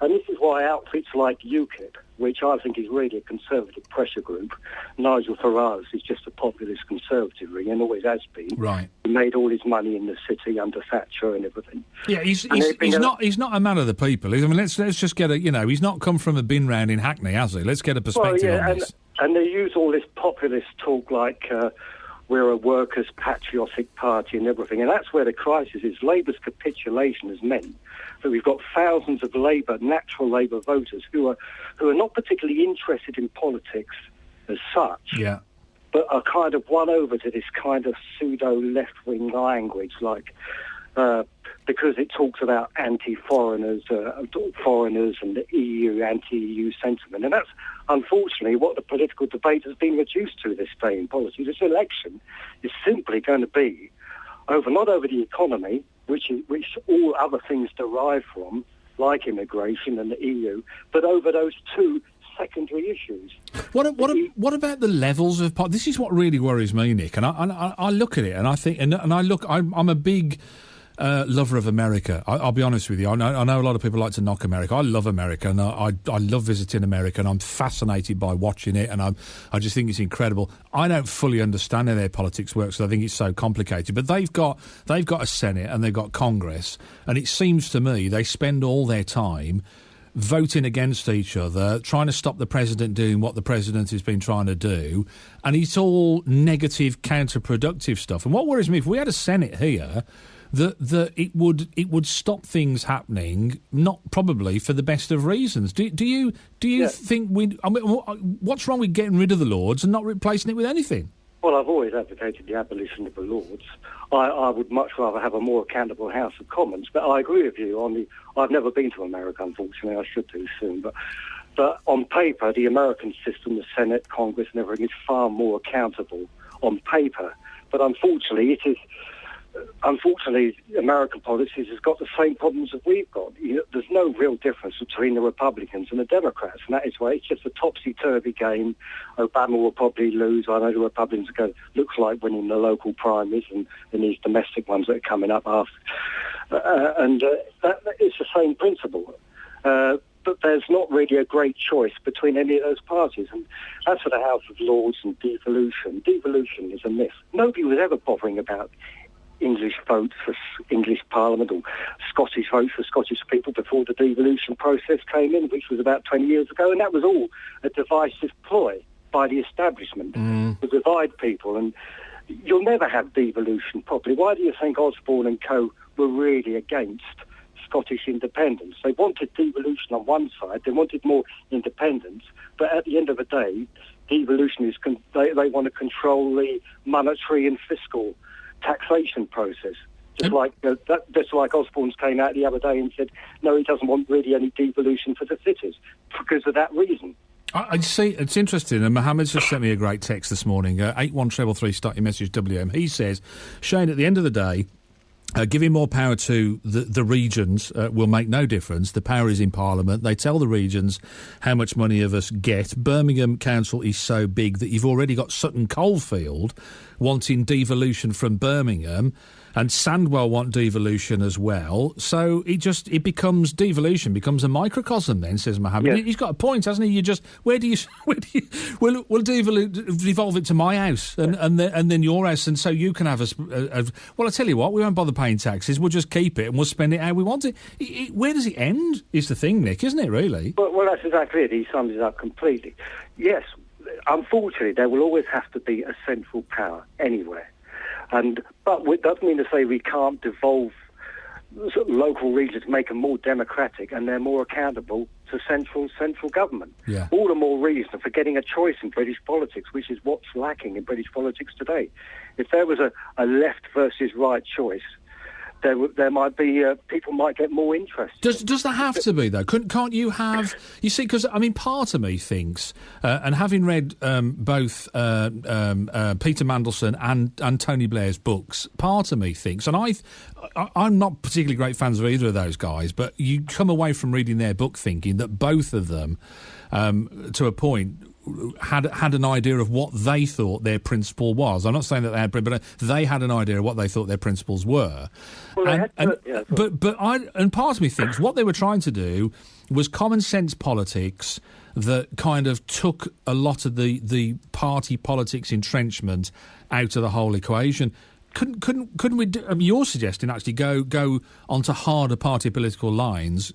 Isn't it got to be even softer, even more blurred, to make it common sense? Well, the trouble is, you see, Blair and Mandelson had 13 years, and it ended up as Brown, who was no different from Blair, really. Yeah. At the end of the day, every Labour government, unless it challenges the basic economic system, will always end up looking after the fat cats and big industry and everything, and that's exactly what happened. Right. And Labour actually did Tories 30. The Tories accused Labour of wrecking the country, when in fact the Tories voted for everything Blair and Mandelson did. They voted for every public spending initiative that Labour did and voted for it. You're saying so you can't take that out of people then? People are people, and they will have those views whether you want them to or not. The only achievement of the last Labour government was that it did the Tory dirty work, and then that's why the Tories got back on the basis of their own failed policies by Labour. And that was mirrored in the election result, where nobody really knew. We've got this coalition with this outfit called the Liberal Democrats in government, and that just manifests quite clearly that nobody really knows what the different parties are, and that's what UKIP has capitalised on. Nick, I got to move on. I'm so glad you picked up the phone today and gave us a call. I really appreciate it. Thanks for joining us.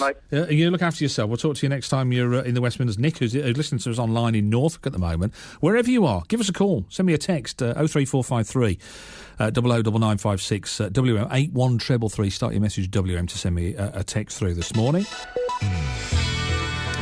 Now let's get the latest travel. 16 minutes past 10. Liz Saul's got the details. How are we looking, Liz?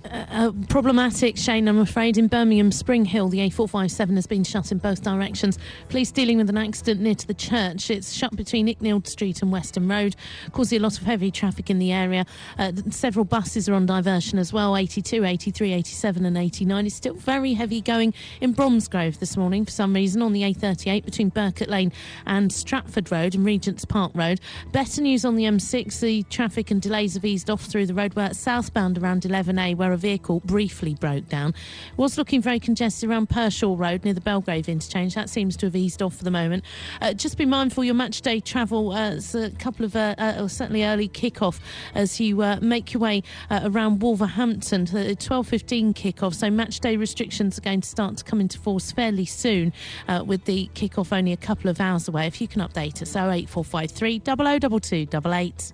This Sunday, get gardening with Molly Green. I knew nothing about gardening before I started doing the gardening phone-in. And listen, if you know nothing, this is where you start. Hear a special hour of listeners' questions. What was the best way to protect them if we ever have such a bad winter again? Answered by our very own gardening expert, Phil McCann. Gardening will and does improve your life. Round of applause for Phil. During Phil's demonstration, why I had one microphone at your mouth and one microphone on the beans, I don't know. I don't know what I thought they were going to say. Molly's Big Green Gardening Afternoon. This Sunday from 1. BBC WM 95.6. Sounds like it's off, doesn't it? It's gone green this gardening afternoon. It's going to be good, that is, actually. I was listening to Phil McCann on the way in this morning. I was just thinking that he's missed a trick. He should change his middle name to watering. Shouldn't he film the watering can? And then everybody would know he was a gardener. Tomorrow, you can catch up with that. It's going to be a cracker, because I know hugely popular. I remember years ago doing stuff with Percy Thrower's daughter, Margaret Thrower, lovely lady. And it always used to amaze me. I used to sit in for... Who did I sit in for? I was sitting in for somebody. Chris Ashley. Thanks, Bern. You've got a better memory than I. You go back further than I do. You shouldn't look so old. But yeah, and we used to get hundreds of calls, and I'm sure it's the same with Molly as well, and Mike with Phil. I know I keep calling him Mike. With Phil as well. So tune in for that one, and it's going to be a cracker. And also, not only tuning in, of course, have your say as well. On the text this morning, Dean says, I don't know what's happened to WM to have a right-wing idiot. Is that me he's talking about there? to have a right-wing idiot who's got no knowledge of politics. Oh, you flatterer. Talking utter rubbish all morning. It's enough for me to turn off again, says you've never heard John Gaunt, have you? Maybe you should Maybe not. Dean, thanks for that on the text this morning. Appreciate your you obviously probably won't be joining the fan club anytime soon. No other country has had such vast immigration in the UK. Many immigrants come from a culture of large families, and we all know countries with large families are always poor. We're going to go backwards hundreds of years, all due to becoming so overcrowded, says Julia in Tividale on the text this morning. And here's one for the politician. We're going to kind of move on and talk about something else, but you can carry on as well. We'll throw it in and mix and match as we go through for the next hour and a quarter on the show, hour and 10 minutes, something like that. But just for all you politicians out there, just all you have to do is one random act of kindness. And here's the text that proves it. I had a text this morning from Neil. He says, back in the 70s, my dad is having trouble. He was having trouble with his tax, and he couldn't get a response from the Inland Revenue. And I wrote on his behalf to Jeff Rooker, now Lord Rooker, of course. Within a couple of weeks, it was all sorted, and he got a rebate. I've still got the reply from Jeff Rooker, who was Perry Barr MP at that time, says Neil, in Great Barr. And that's all you need. Is a couple of successes to become a superhero as an MP. Now, what a great text, Neil. Thank you for that. I do appreciate it. 81333. Start your message WM to join us on the show. 0345 3009956. And who knows, if you pick up the phone and give us a call, you could be having a chat with a right-wing idiot who knows nothing about politics, and we could shoot the breeze together.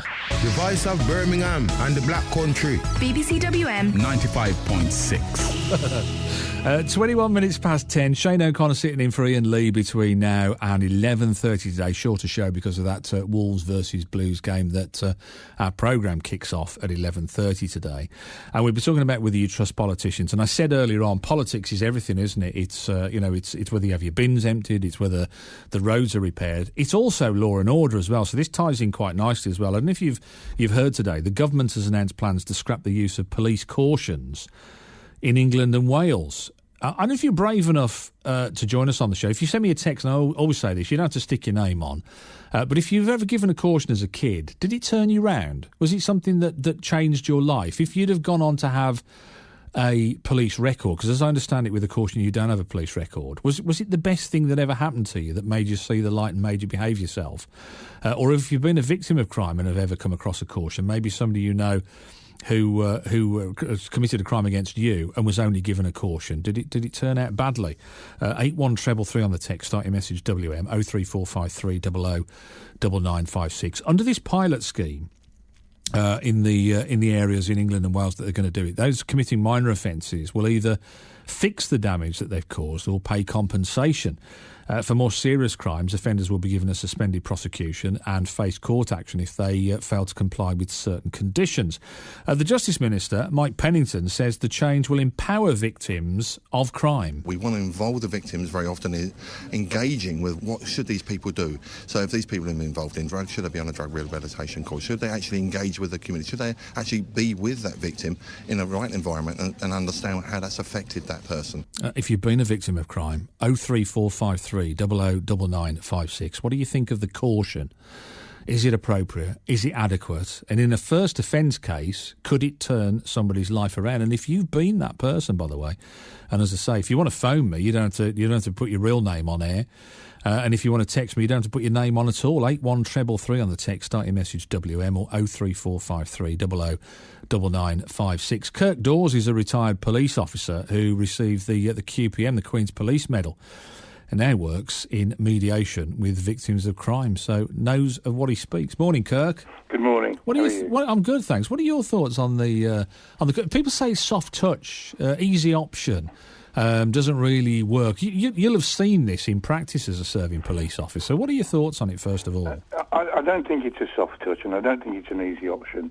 The issue is one about the decision making. We all realise that some of the things that we've heard recently with regard to cautions for serious violence offences and rape, people shouldn't have been cautioned for that. But that's down to the decision-making of those officers who were involved at the time. I think that what you've got to be really careful, because the system that they're advocating right now doesn't truly amount to a simplification of a process. Because you've got to be really careful where the police become the judge and indeed the jury. Can I just clear something up before you carry on what you're going to say? So you're saying that it is it a Crown prosecution decision as to whether a caution is given or not, or a police decision? I think they can run it both ways, but more often than not, the police officers make the decision. Yeah. Based on what? Do they have a sliding scale of criteria saying these crimes are okay for caution, these aren't? Well, clearly the sliding scale doesn't work when we hear that people are being cautioned for offences of rape, for instance. Yeah. Yeah. And really, what there needs to be, if anything, is a change in the law with regard to exactly what can be cautioned. Yeah. In other words, offences like rape, serious violence offences, robbery and the like, yeah, you shouldn't be able to caution for them. And where that is left open, then obviously it is wrong. However, where cautions are concerned, and this is what I believe, both as a police officer, a father and a member of the community, and that is this, people do need chances, because the vast majority of people who are cautioned are the young.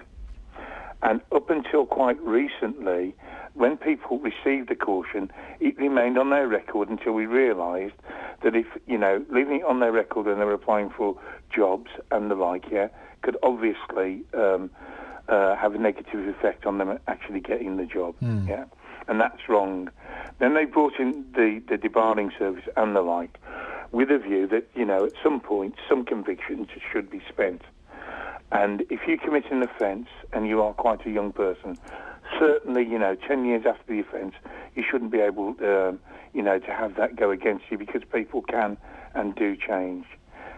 I've had a sea change myself in my whole thought with regard to policing, the law, and indeed the community. I was very much one of those who, when people committed offences, they should lock them up and throw away the key. Right. But that's not realistic. It's not life. And you kind of reached this point, Kirk, working with victims of crime, because if you'd have said, because I've been working with offenders, and I think, he's gone native, hasn't he? But quite the reverse, isn't it? You've been working with victims. With both. Even today, I work with both. Right. Doing mediation, negotiation with some, really high-risk individuals and the like. And I will tell you this is not, if you like, a hard man gone soft, yeah? It's just looking at what society has to give. The police service should be there to literally go through the evidence and present it to someone else to make the absolute decision, certainly around serious offences. But with cautions and the like, you're not talking the more serious, or you shouldn't be talking the more serious offences. You should be talking those minor offences. If we're not careful, you're going to lock the police up in more bureaucracy, from which they can hardly manage now. And what you're likely to do is that, I saw what an officer said from the Association of Chief Police Officers, Chief Constable Lynn Owens, I think it was, when she said it's also important that it doesn't lead to an over-escalation, yeah, and over-escalation and criminalisation behaviour currently dealt with by informal renditions. Have you ever sat in a police caution? I mean, I'm guessing you've sat through a few of these, and the offender's sitting there smirking away and quite clearly doesn't give a toss one way or the other. I mean, can you? I won't lie to you and say that I haven't sat there and thought, like, this kid really feels they're getting away with it. Yeah. Because some will. The truth of the matter with that is they will come again. Yeah. And where they had, I think it was a 3-tier process. Yeah. Yeah. 3-tier process. Perhaps that, you don't need 3 tiers, so to speak. And obviously the police had a discretion then as to whether or not the caution was the right thing for the individual. If we go back, the cautions that we've heard for those serious offences were bad decisions. Right. Yeah. So perhaps what should be undertaken is more training for the police to get it right. Could you, under the system though, currently as it was, I know they changed it now, Kurt, but if you were there and you're halfway through and the kid's smirking and laughing and going, yeah, whatever, and doesn't care one way or the other, could you, as a police officer, say, actually, this is quite clearly not working for either side here. I think it would be best if we press with the prosecution. We'll speak to the CPS and deal with that. You can go back down to custody now, whatever. My belief, quite simply, is if the person is not suitable for caution, and one of those things would be, this caution is not going to work at all for this particular individual, yeah, then obviously you would take them to court, you would charge them with the offence. But is it a bit like, is it University Challenge? or I can't remember who it was. A mastermind. I've started, so I'll finish. Was it that kind of process? It's about how you make the decision. They're not locked into it. Right. Much the same as you've got, when you go to court and where judges sit before the court, and they're given, obviously, what's the word I'm looking for? They're given discretion, and then guidelines for sentencing and the like. Yeah. They're not absolutely tied into those guidelines, and the whole thing is it's about what's the decision you're making and what's your rationale behind it. If you show your rationale, then even if you were to go to the Court of Appeal, you would have said exactly why you made that as a decision, where the tariff might be longer than the conditions or the guidelines that you've been given. This is all about decision making. Not a case of making it over bureaucratic for police officers, where police officers will be seen as judge and jury. How do you perceive this is going to work now? Then, so if you've got a youngster in a police station who has been throwing stones at somebody's house, which you think, he's a minor offence, it can be hugely traumatic if the person is old or vulnerable or has been picked on in the community. So, I'm not discounting that kind of attack, but say previously it was a first offence and it would have been a caution. What do you perceive is going to happen now then? My thing is, even going back to that, is what's your rationale for charging, And it has to be based on the individuals, and you're right.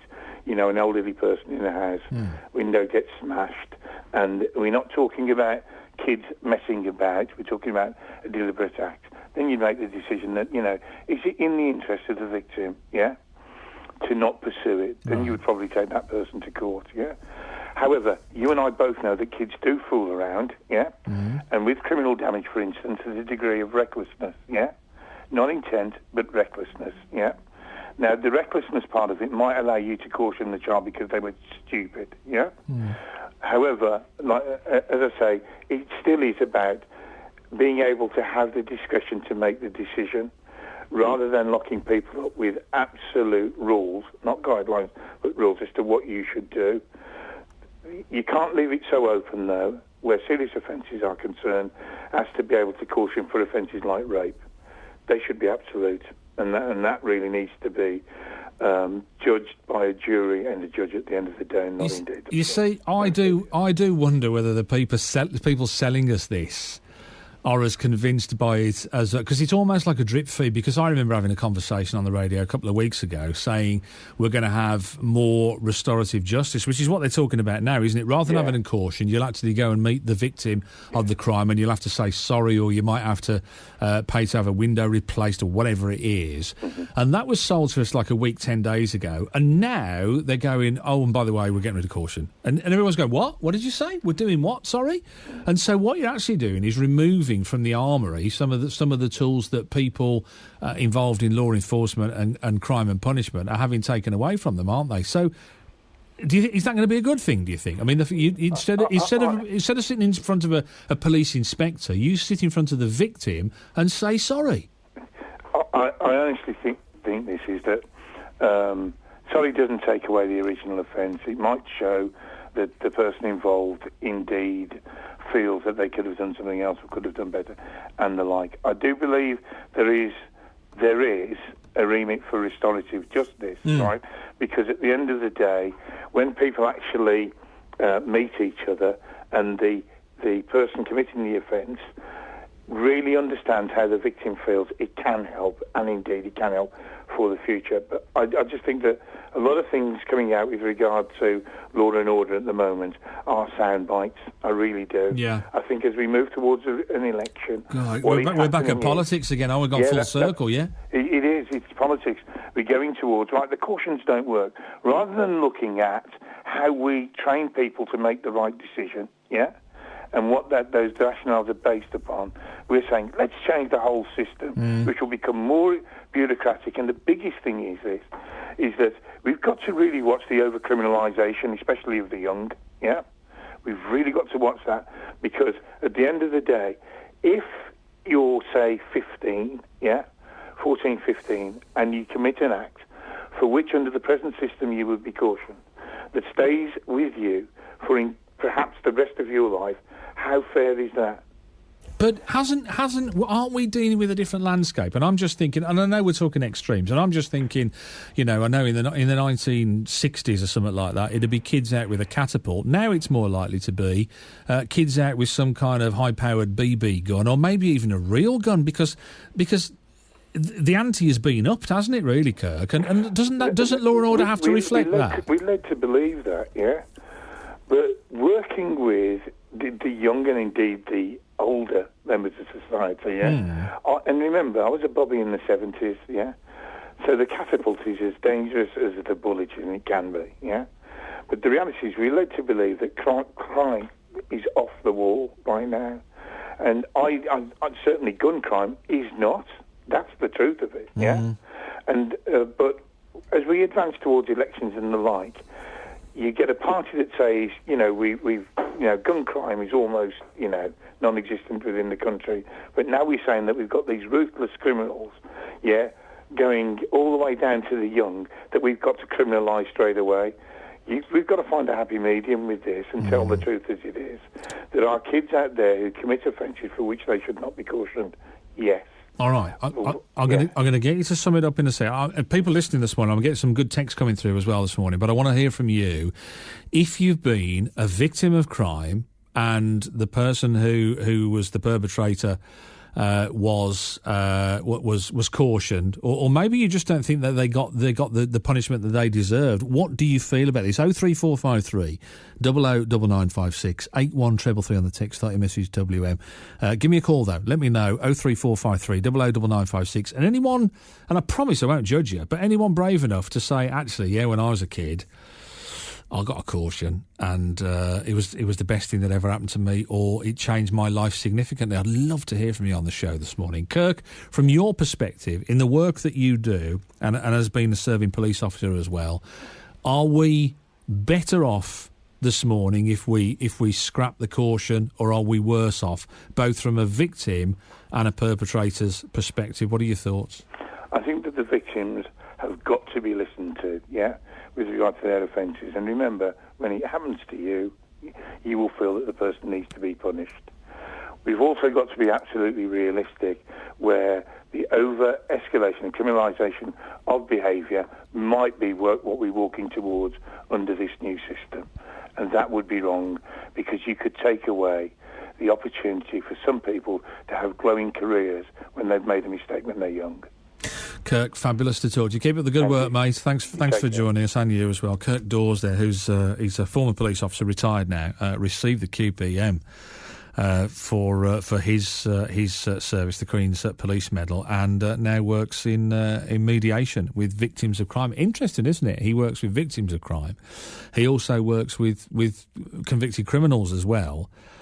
And he was at pains there to say, this isn't a hard copper gone soft because I'm working with these people now. But I would expect him working with victims of crime to be more down on the perpetrators of crime, but it would appear not. What are your thoughts on that? 03453 009956. Do you agree with what he's saying? And is punishment suitable and commensurate? I mean, does it's that whole thing? Is it the punishment fitting the crime? Do you think, are we in that place now in this country or not? Give us a shout and let us know what you think on the show. 03453 009956 is my number. Middleton, Milo, Moseley, Oldbury, Pattingham. Have your say across the West Midlands. BBC WM 95.6. And Sheldon. We go to Sheldon a lot as well. John's in Sheldon. Hiya, John.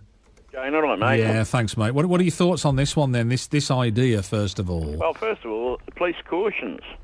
Yes, you do not get a criminal record for having a police caution, but if you get a caution, your details are automatically registered with the Criminal Records Bureau files.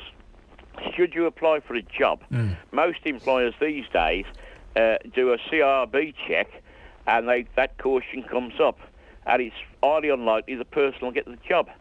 Now, some people in the past have had, when they were young children, are still on and they're in the 70s now, are still on their caution, and they're still on the Criminal Records Bureau. Now, if you're sentenced in a criminal court, depending on the sentence, if it's less than 2.5 years in prison or somewhat minor, after a certain period of time, that sentence is spent. Right. But if you're left on the Criminals Bureau for the rest of your life, and there was not so long ago, about 18 months ago, on the front of the Birmingham Mail, 6,000 juveniles would receive police cautions in Birmingham and the West Midlands. You know, they're all on the Criminals Records Bureau. What chance are they going to get a job if they're still on there? I didn't think it was. You see, I thought if it was a caution, then it was retained. It was kept on file because it was then taken into consideration if you had any further offences. Yeah. So I kind of got that. But I thought, and I'm not sure, like under the Rehabilitation of the Offenders Act, I'm sure you only have to disclose depending on what it was, don't you? And I'm sure the shortest period of time for non-disclosure, like so, you know, only a couple of months or whatever, I'm sure that was if it was a police caution. So I don't. So you think it's actually? Yeah, you might not have to. And Sean, you may not have to disclose it at the interview or on the application form. Yeah. But it's registered at the Criminal Record Bureau, and if an employer applies for a CRB check, CRB check, they automatically tell them that they've had a caution. And some people, not so long ago, it was on the radio, that have had cautions when they were young children, and they've really, you know, they're getting on 50, 60 years of age, and they're still on there. So, and I say about 18 months ago, because in front of the Birmingham Mail, West Midlands Police issued 6,000 cautions in a very short period of time to juveniles. Now, if they're on the Criminals Record Bureau and on for years, they ain't got no chance of getting a job. Well, crazy. Have they or not? Because I mean, do you know? Like, if you said, okay, and I don't know what information you get. I've had a CRB check done, but I've never done one on anyone. I've been in that position. Maybe somebody who works in personnel can tell us this morning what that's like. What information do you see? Because if I interviewed you and it said you've got a caution, I mean, it depends how old you are after the event, of course. That's one thing. But if it said, I don't know, John had a caution for theft, right? And there's a difference between theft, isn't there? Because if you stole a stereo from Dixon's or you stole a loaf of bread because you're starving, they're different crimes, aren't they? Yeah. Well, bear in mind, Sean. Shane. Sorry. Sorry. That's all right. I've given you a caution. Don't do it again. Cheers, Shane. Bear in mind, Shane, currently, the amount of young kids that are unemployed under the age of 24, 1 million, are they? I forget what the figures are. Heading towards, I think, But when the employers have got such a big choice to pick from, so they do a CRB check, and that lad or girl has got a caution entered on the CRB check, they ain't going to get a job. They're going to get somebody else. Let's be fair to the kids. They're being crushed, unfortunately. By this government. I hear what you're saying. It's youngsters and you're penalising youngsters. Bear in mind, quickly before I don't want to take too much time. No. Bear in mind, we got this almost 1 million kids unemployed, but this government are encouraging pensioners to carry on working till they're 80. All right, so listen, stay there because I've got Ken on the other line. I think he disagrees with what you're saying, and curiously, he's in Sheldon as well, which is weird. Hello there. Morning, Ken. Good morning. Yeah, good morning to you both. Good morning. Yeah, my friend, I think I know for a fact you're wrong. I've had a couple of cautions in my lifetime, and I've had CRB checks done on me, and nothing's come up. A caution doesn't come up on your CRB check because it's under the Rehabilitation of Offenders Act. I thought you were right, actually. Yeah, I think you're right there, Ken, yeah. Well, not so long ago on Radio WM, when there was people have phoned in who got cautions when they were children, they were really, 50, 60 years of age, are still on that CRB check. I think Ken's right. I think they're probably, if they'd been prosecuted for an offence and fined, for example, you'd be on it then, Ken, wouldn't you? If you've gone through the courts and you've had a sentence given to you, then yes, you will be on that register. But again, it's only for a certain time because you've got the Rehabilitation of Offenders Act, and you get a certificate to say once this time period has spent, a notice to all employers it is illegal to hold this against him for future employment. Can you listen? Tell me as much or as little as you want. I think it's really cool that you phoned up this morning, and I think it's big of you to do that. But have you sat through a caution as a kid? Did you say, Ken? Have you been through that? I've been through a caution as a young lad. Do you remember What went through the life out of me? I was going to say, what went through your mind at the time? So it was a frightening experience for you as a youngster. Well, it was, in as much as when we was kids, we respected police officers. And my caution, I'm not going to tell you what I've done, but my caution took place at Longbridge Police Station in an office with a great big burly sergeant who turned around to me and said, "You're lucky. If ever I catch you doing anything again, I will lock you up for good. You are now under police warning." And that was it. I remember the words. How old were you, did you say? I was, let me think. Roughly? I was 12. 12 years old, yeah. That'd frighten the living daylights out of me as well, I'll be honest with you. Well, that's right. I mean, that's what it is. I mean, cautions. I mean, this business about having a caution to then frighten the life out of me. Today, kids got no respect for police, so if you sit in front of a big burly sergeant, they're going to sit there and laugh. Although... They're going to wear... Yeah, go on. Like these ASBOs, isn't it? It's like these ASBOs. They wear the ASBOs as a badge. Well, you say that, but then there was this... Did you see this report out, was it last week, saying, they're ever so worried about youngsters because they're frightened of police officers, and if they're taken into custody, it's terrible because they're ever so scared. And you think, well, that's what you want them to be, isn't it? So that's right, yeah. So do you think... Is there a possibility that this might work for kids? For youngsters, yeah, for like pre-teens. Right. But when you start getting up into the 14, 15, 16, 17 side, they're just going to sit back and think, all I got to do is go in front of Mrs. Woman, the lady I burgled the other day. Yeah. Say, I'm ever so sorry, I really feel sorry for you. And I'm really thinking, what I'm really thinking is I can't wait to get out of here because I'm meeting my mates down the shops. Yeah. You know what I mean? It's just going to be a badge of honour. And can I, and again, tell me to mind my own business if you want to, I don't mind, but did it work for you? Did it put you back on the straight and narrow? It did. It did until I was about 30. Right. And I got another one. But even, like I say... How different was that from the first one and the second one? When you sat there as a 30-year-old man, I bet you're thinking, what time's the football on, aren't you? Well, exactly that. I mean, they said, you're going to be a caution. I thought, fair enough.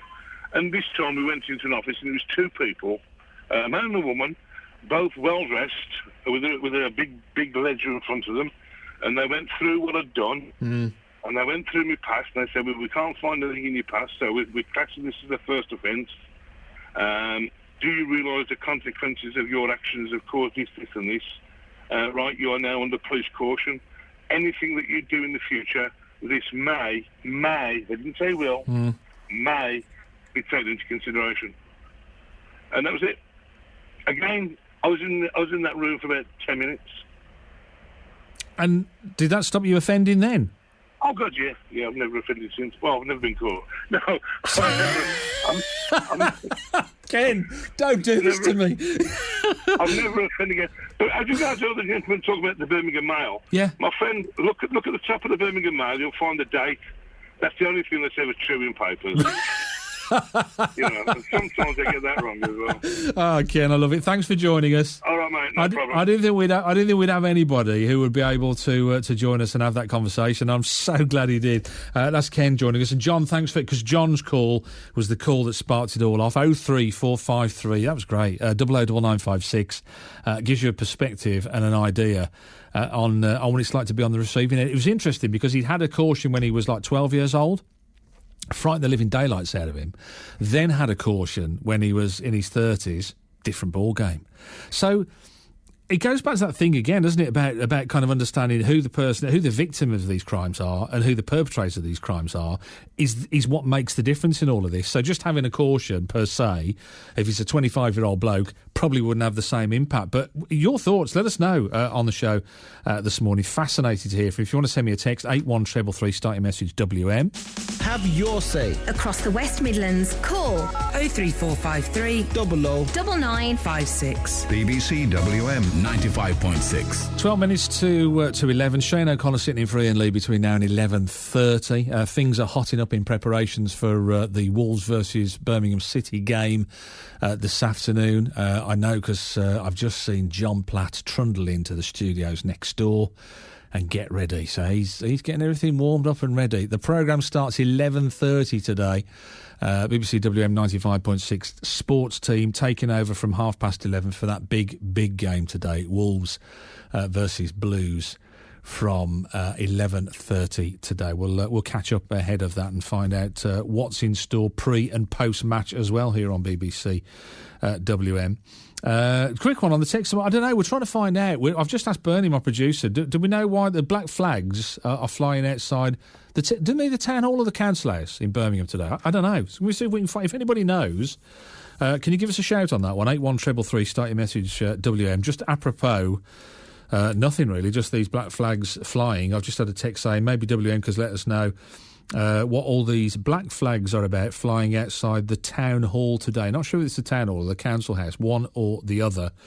Also on the text, Joe says the CRB check is standard now regarding the nature of the job. If you try and hide any criminal offences, you will get caught out and not offered the job.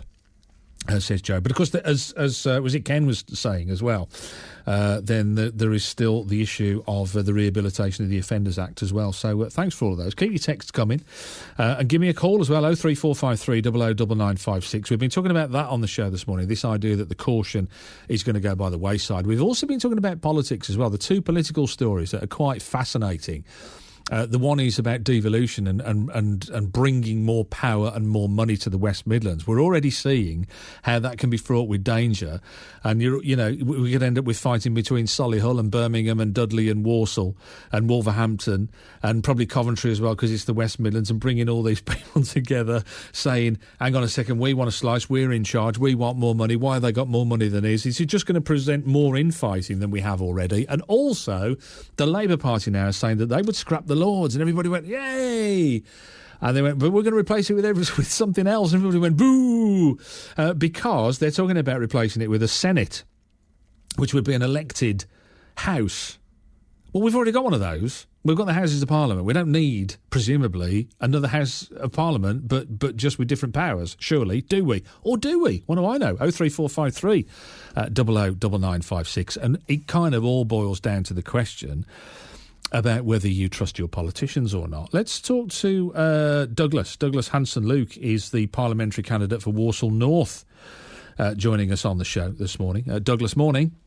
Morning, how are you? I'm good, thank you. I'm good. Excellent. You're in an unusual place because you're heading towards, hopefully for you, a parliamentary career. What makes you, what motivates you to want to do this, given all the bad press that MPs get at the moment? I would have thought this is the last thing you'd want to do. No, I think it's a wonderful thing to do. I mean, from a very young age, I've always thought... Have you got your radio on there? Because you're probably best turning it down, there you actually. Go. Yeah, that's it. It's very confusing. That's cool. Sorry, go on, you were saying. No, from a young age, I've always thought it's a great thing to be able to serve your country in whatever way, whether that's in a uniform, whether it's a politician, whether it's a councillor, all of those things. And so far, all the slagging off we've been getting for being politicians or wannabe politicians, that hasn't put me off yet. Somebody's got to do it.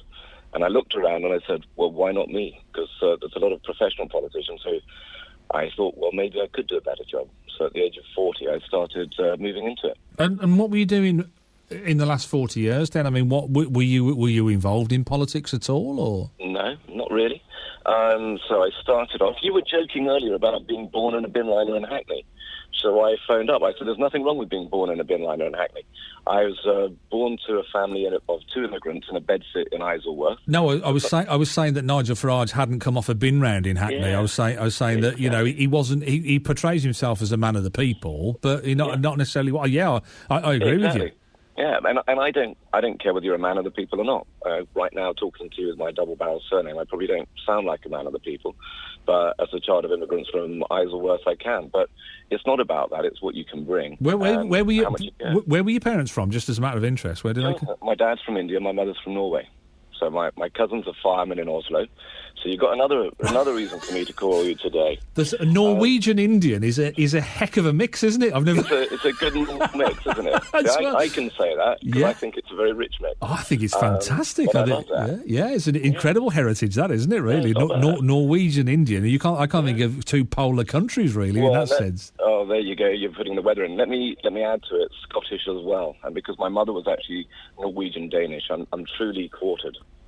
I guess there's that most people, and I guess you're like this as well, that most people, Douglas, go into politics because they realise the system's flawed, but they think they're going to make a difference. But they end up being sucked in and spat out the other end very often, don't they? Very few actually do manage to make a difference. It's a big animal to change, isn't it? Don't you worry about that?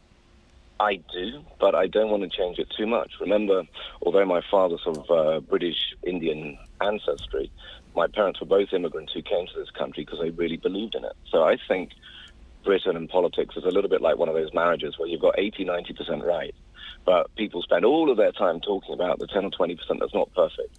So we've got quite a lot of good things, and I'm quite proud to be part of that system. I'm proud to be part of this country. When you look at housing projects that are put up that people don't want, when you look at HS2 being driven roughshod through the countryside and decimating people's lives, and people saying that in fact, it got so bad with HS2 that councils who normally wouldn't be joined up together actually got together to try and oppose this for the people that they represent. When you see that being driven through people's lives, when you see wind farms being put in people's back gardens that they don't want and solar panels being put in there as well, and essentially things that people say they don't want not being heard, not being listened to, does that worry you? Do you kind of think that the system needs to be more democratic, more representative? The system could be so much better, but you've just done exactly what I talked about, right? You've talked about some of the dreadful things and the worst examples.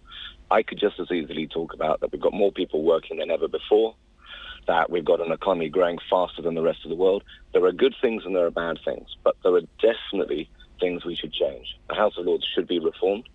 Things like the fire brigade, which you have been talking about, and as I want to be conservative, I understand what our government's trying to do, but I have sympathies for the firemen as well. So it's never perfect, and you can never get it exactly right, but you need people to actually work to make it better instead of standing on the sidelines saying it's all going to hell in a handbasket. But what chance have you got? I mean, if you, as you say, for example, if you disagree with the way that firemen are being treated, and then you get to Parliament and you get whipped to told, actually, no, you've got to vote this way, and you have to vote against your God. What can you be? How do you resolve that? Can you be your own man and not be a party man? I mean, it's almost a contradictory relationship, isn't it? In a way, it's a tricky one. But imagine you're in a football team, right? And you're at the back and you're the defender, whatever, and the captain's telling you to come forward, and you think that's the wrong thing to do, but he's the captain of the team.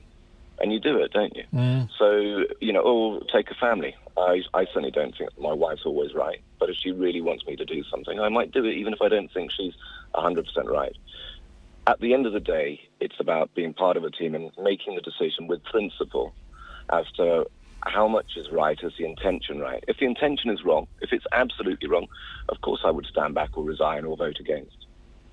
Should we have more independent MPs, do you think? I mean, maybe that would be the answer and would redress the balance so that we have more. I would love it. You'd like that, would you? I think that would be wonderful. But then the country. Why don't you stand as an independent then? If you like that as an idea, why don't you do that?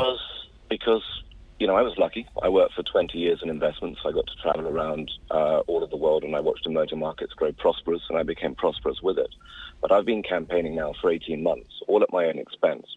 And unless you're very, very rich, there's no way that you can actually stand against the established parties and start all the way from the beginning without starting a party.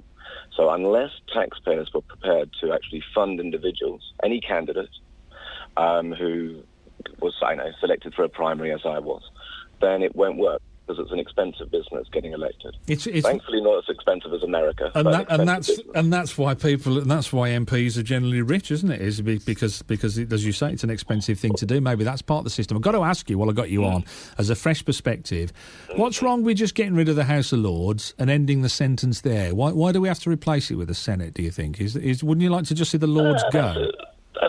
That's a good point. Okay, you've already talked about. I've heard you saying why the Senate versus the House of Commons, the House of Lords versus the House of Commons would be a bad idea. You have two voted institutions arguing against each other. Be like America, nothing would ever get done. However, what I do think is of real value in the House of Lords is the very fact that they're not elected. These are people who've actually got the ability to say exactly what they like without worrying about getting deselected or the party leader saying to them, right, you've got no career. They can be independents.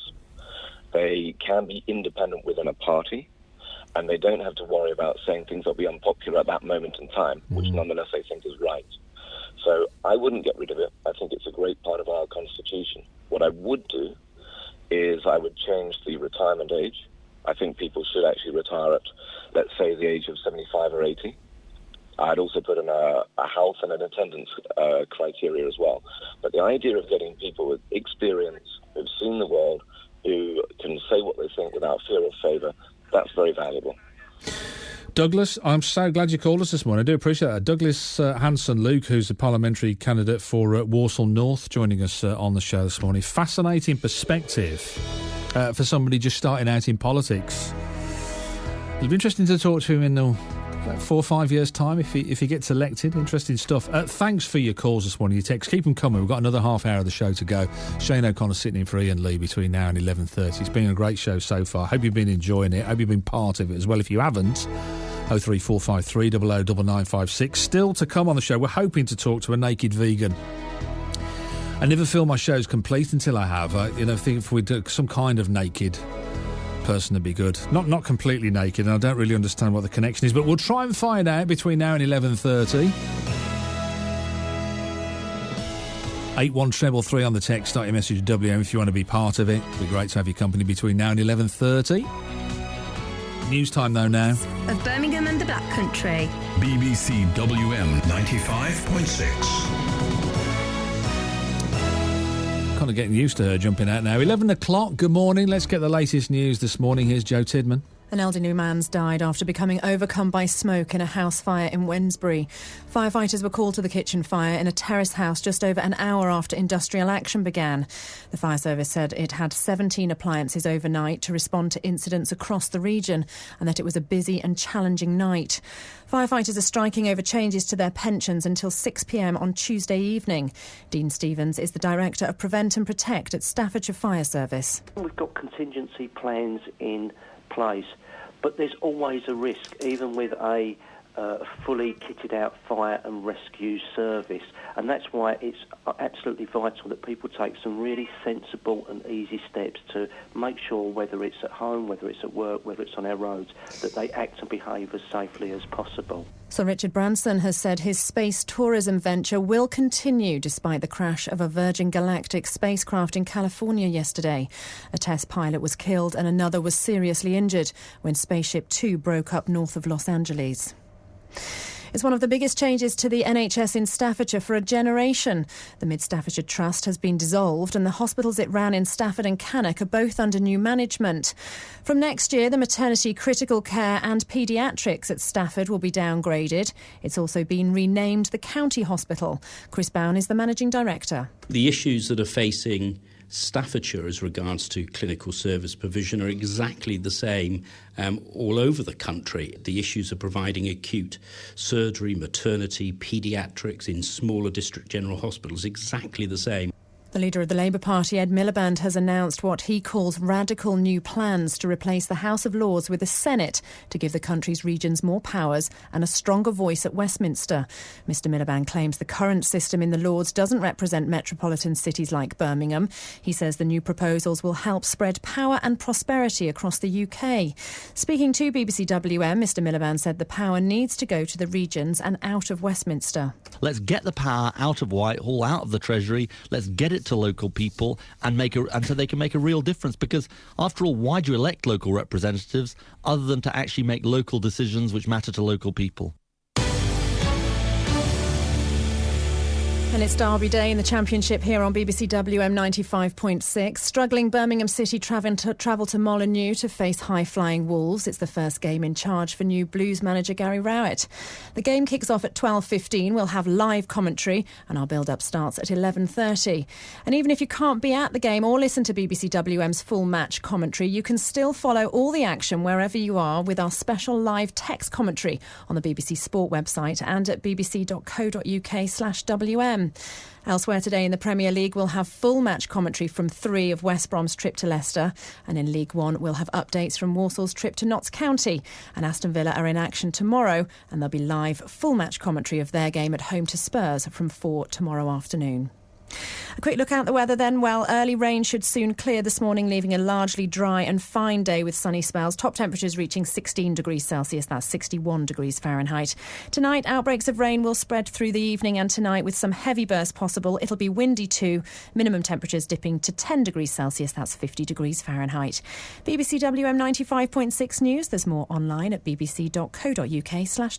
A lot of good you are. You made me look a right fool earlier, didn't you? What have I done? Chrissy Nails, Aaron sent me an email. I bet I forgot to mention this. I did let me sing in a way, like saying I was like Howard Keel this morning. Oh, what a beautiful morning. And Christian Halsowin said it wasn't Howard Keel. No. It was Gordon McRae. Well, there you go. Was it? I thought he was the bloke that did Rock Your Baby. Shane O'Connor. On BBC WM. 95.6. The voice of Birmingham and the Black Country. Thanks, Joe. I haven't got a clue what I'm doing here this morning. Chris, thanks for that and putting me straight as well. I've said to so many people, Howard Keel, oh, what a beautiful morning. And wrong. Wrong. Thanks, Chris, for putting me straight. Shane O'Connor sitting in for Iain Lee between now and 11:30. Shorter show today because obviously we're linking up with Franks in the team for Wolves versus Blues. We'll catch up with Franks in about 10 minutes' time.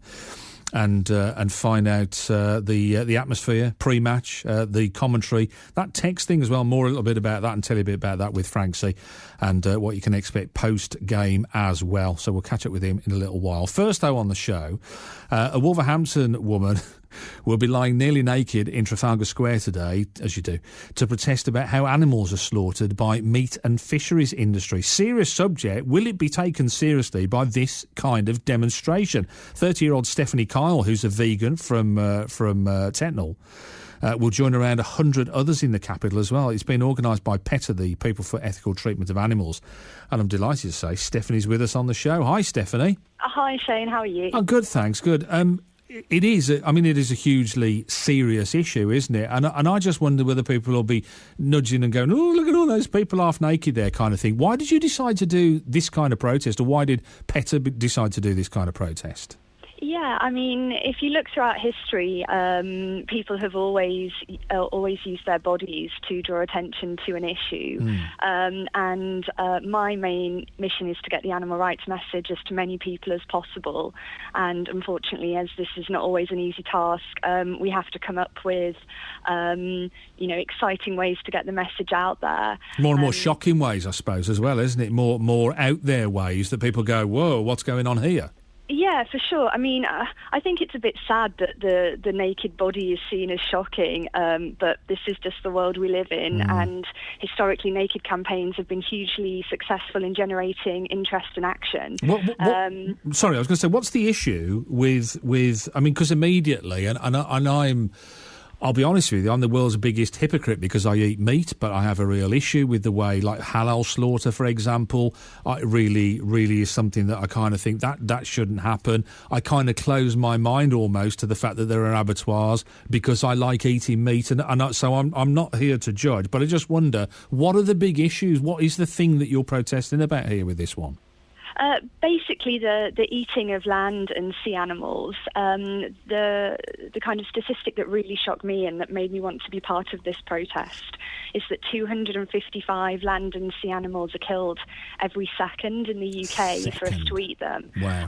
And yeah, when I heard that, it just completely blew my mind. There's so many amazing things out there that you can eat, so many fruits and vegetables and seeds, and there's vegan mock meats, there's vegan cheese.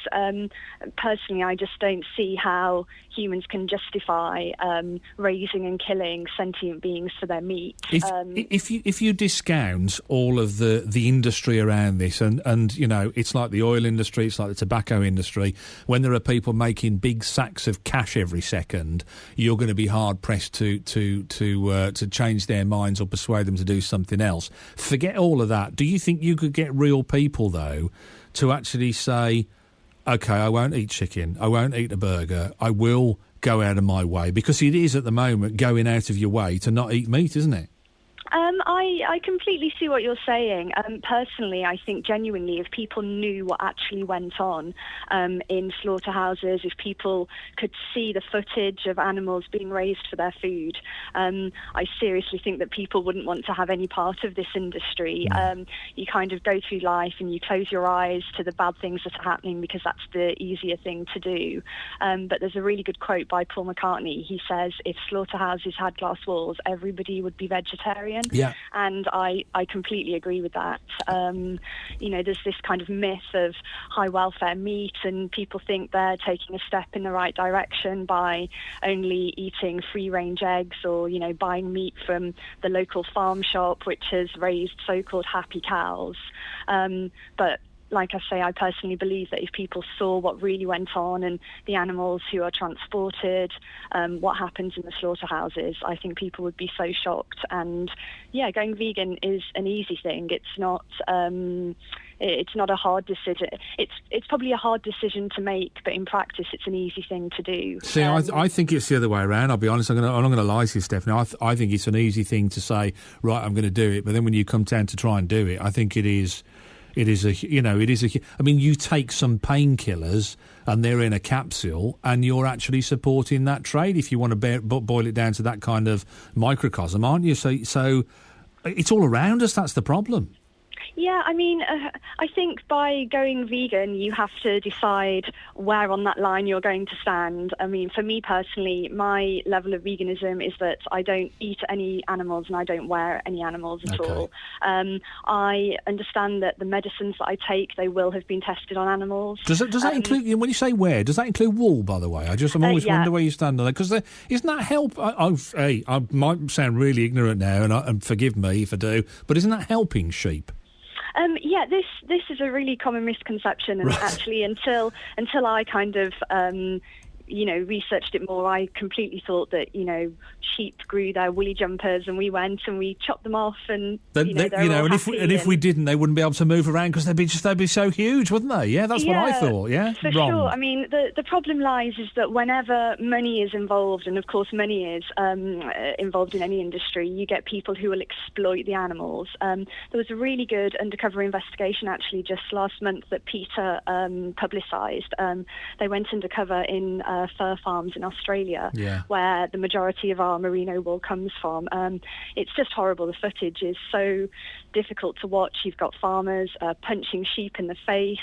You've got farmers cutting bits of the sheep off, not the wool, but actual body parts of their bodies. Yeah. Sheep lying half dead. There was one sheep there who had his neck broken by the farmer. I think kind of there's this misconception that your woolly jumper comes from, I don't know, some small farm in Wales and it's all, done nicely, but, the truth of the matter is it's not like that. Listen, I'm going to let you go because I know you've got to get off and get down to London, but just a quick one before you go. Isn't there a third way? Can't we do it well? Can't we do that? Can't we not mistreat animals, but we can still slaughter them humanely and painlessly and eat them or wear them or whatever? Is there a way that we can reach a compromise with this or not? I completely think not. I think that we will look back at the way we treat animals now in the same way that we look back at the way women used to be treated. They were, second-class citizens. We treated black people as slaves. Disabled people were paraded in freak shows. And I truly believe that in future generations we will look back and we will be ashamed at how we've treated non-human animals. Listen, have a good day today, and thanks for sharing your thoughts. Do appreciate that. And thanks very much, Shane. Hope it goes well for you. Stephanie Kyle there, who's a vegan from Tetnall. He's going to join around 100 others in London and they're doing this kind of semi-naked... we're not as sophisticated as we like to think, are we, from some of the stuff that she was saying there. But then, and also the thing that stuck out in my mind is how we all go, oh, look, there's naked people. Isn't that amazing? And it's all very shocking and all very unusual. Doreen has given us a call this morning about this very subject. Hi, Doreen. Hello, Doreen. Hello. Oh, sorry, hang on. Yeah, can you hear me? I can. Yeah, come on. What you got for me? I've been to an abattoir. Yeah. I've seen an animal killed. Yeah. And if it's done humanely, I can't see anything wrong with it. I don't believe in this halal meat, where they're not shunned. Halal, yeah. Halal, whatever they're called. I like to see animals treated fairly. But people who are vegans, they try to tell me I should be a vegan. I don't tell them you should eat meat. Right. And if they want to do what they want to do, but leave me to do what I want to do. But I still believe that animals should be treated, with respect. Listen, but I don't think that you should stop them being killed for our food. I'm not lording it over you because I'm the world's biggest hypocrite when it comes to this, and Molly Green always has a go at me whenever I say this. But I'll ask you this: have you ever been to an abattoir? Yes. See, I never have, and I don't think. Is there a nice way to kill people? My daughter was only young, and her dad was a butcher, and he at the time he was on the road, and when she was in the school holidays, he took her with him, and they went to it's a private abattoir. I think it was by Coventry somewhere. Okay. And she's seen some animals killed there. God help us. Because he used to say, veal. We love veal. You can't get it now. It's very rare. And this used to say, I'm killing some calves next week, Bri, if you want to buy. And my husband used to buy a whole calf and then, cut it up and put it in the freezer. But, people annoy me. Whatever they think, they shouldn't try to make you do it. No, but equally, without people like them, she was talking about sheep being punched in the face and having their neck broken and all that sort. You don't believe that it happens, or? Well, I don't know. We didn't always get. It's how kids punch other kids in the face in the street. You don't always get exceptions in all walks of life. You don't hear a sheep punching people in the face, though, do you? Do you know what I mean? It's. I don't regard it as that. No. But these people who do it, to me, are sick. They're not right in the head. You think they shouldn't be telling people what to do? Listen, I've got to leave it because I've got to move on to travel. Doreen, good call. Thanks for that. Doreen in Ernington, 03453 009956. Ever been to an abattoir? The closest I ever came was a pie factory. It was over in Leicester. And the smell... I didn't eat pies for weeks after. Oh, it was just awful. Let me know your thoughts. 03453 009956 81333 on the text. Start your message WM. Lisa Ann has got the travel for us this afternoon, this morning, this evening. I don't know where I am now. It's still this morning, isn't it? How's it looking, Lisa Ann? Busy? We still have the problems, I'm afraid, on Spring Hills stretch where there's been an accident near the City Hospital. It's affecting traffic between Icknield Street and the Western Road. It's near the hospital. It's also affecting a number of buses which are now on a diversion as they attend to the accident. As I say, it's very heavy as a result of the accident all around the area. In Brierley Hill, you'll find it's quite busy on the Pedmore Road stretch around Hurst Lane and Level Street with extra traffic building up through there. But generally, we are coping quite well across Birmingham this afternoon, any time you like. It's the hour. It's the hour change. Are you taking the mick or what? No, that was me naturally. I've saved my hour. I haven't set my clock back yet. But there you go. But yes, if you are out and about, traffic moving well. Train services across the Midlands also doing fine for us at the moment. If you can update us, call BBC WM 95.6 travel on 08453 002288. Have you been to an abattoir, Lisa? I haven't, no. I haven't had that joy. Do you know, if somebody gave me an invitation, would you like to, even for work, if they said, would you like to come to an abattoir? I don't think I could. I don't know. I live with a vegetarian, so he might disown me if I said that's what I was doing. Do you eat vegetarian then? Because I got this thing with my missus where she did me she makes a lovely risotto. But sometimes she puts chorizo in and sometimes she doesn't. And I kind of, where's the meat kind of thing? She went, just eat it, you're full. So I ate it and it was lovely, just risotto. I think that's okay. I tend to eat some of the vegetarian stuff, but a life without meat is no life at all. There's the... I'm going to get a backlash from the vegetarians. There's the statement of the morning. Lisa-Ann, thank you, Lisa-Ann Brennan with that. Have you ever had the urge to change the world? To swap your makeup for a paw print. To bake 50 fabulous fruitcakes. To wash 100 cars. To wear your pants outside your trousers. Any one of these things makes you a fundraising superhero. Proud to do anything in the name of raising money. So go on, Be a hero for BBC Children in Need. Sign up and pledge your allegiance. Go to bbc.co.uk/Pudsey. We're hoping to head across to Molineux pretty soon, catch up with Frank C and find out how things are looking for the big game. In fact, should we do that now? We can actually go across to Frank C right now, live from Molineux. Big game today, Mr. Franks. It is a big game. It's a beautiful day as well. Bit of cloud up in the sky, but plenty of blue sky. Yeah, absolutely good. As the sun's out, it's a really beautiful autumn sunny day today. Kick off at, what is it, 12:15 today, is it, Paul? Yep, just under an hour's time. And what's it looking like there at the Molineux? There's an air of tension around Molineux. The stadium not yet open to the fans. One or two actually just starting to creep in. It's quite quiet at the moment. There's an eerie sort of feel, but in an hour's time, it'll be absolute bedlam inside this stadium, because Wolverhampton Wanderers with a win could go 3 points clear at the top. Birmingham City, if they were to come here and win, they'd move out of the relegation zone. First game in charge for Gary Rowett. It's all set up beautifully. I mean, they brought in Michael Morrison, Blues. He will start today because David Edgar is suspended, of course. I think we have team news, Shane, that we can bring to you. Mike Taylor is alongside me. So, Mike, what do we know? Yes, in brief, Gary Rowett's first selection for Blues and a complete shake-up from the team, not surprisingly, that started against Bournemouth last week. There are 4 changes in all and positional changes too, but briefly they are Randolph in goal, Caddis moving to right back, the new signing Morrison with Paul Robinson at centre-half, Jonathan Grounds to the left, Stephen Gleeson holding in midfield, then Shinnie and Davis, who returns, and 3 forwards, Cottrell and Arthur in wide positions, and Clayton Donaldson down the middle. And quickly, the Wolves team news, as had been reported, I think Frankie was saying yesterday, no Nua Dicko and no Bakary Sacco either, so Wolves with Ikemi in goal, Doherty, Bart, Ebanks, Landell and Rowe, then McDonald, Evans, Henry, Clark and Jacobs, and up front McAlinden. So Wolves without 2 of their key players. I just wonder, I mean, after the Bournemouth game, is that spectre going to hang over Blues? I mean, I know they've got, as you say, Gary Rowett in charge now. Tempted, I would have thought, to play 4 in goal at the back.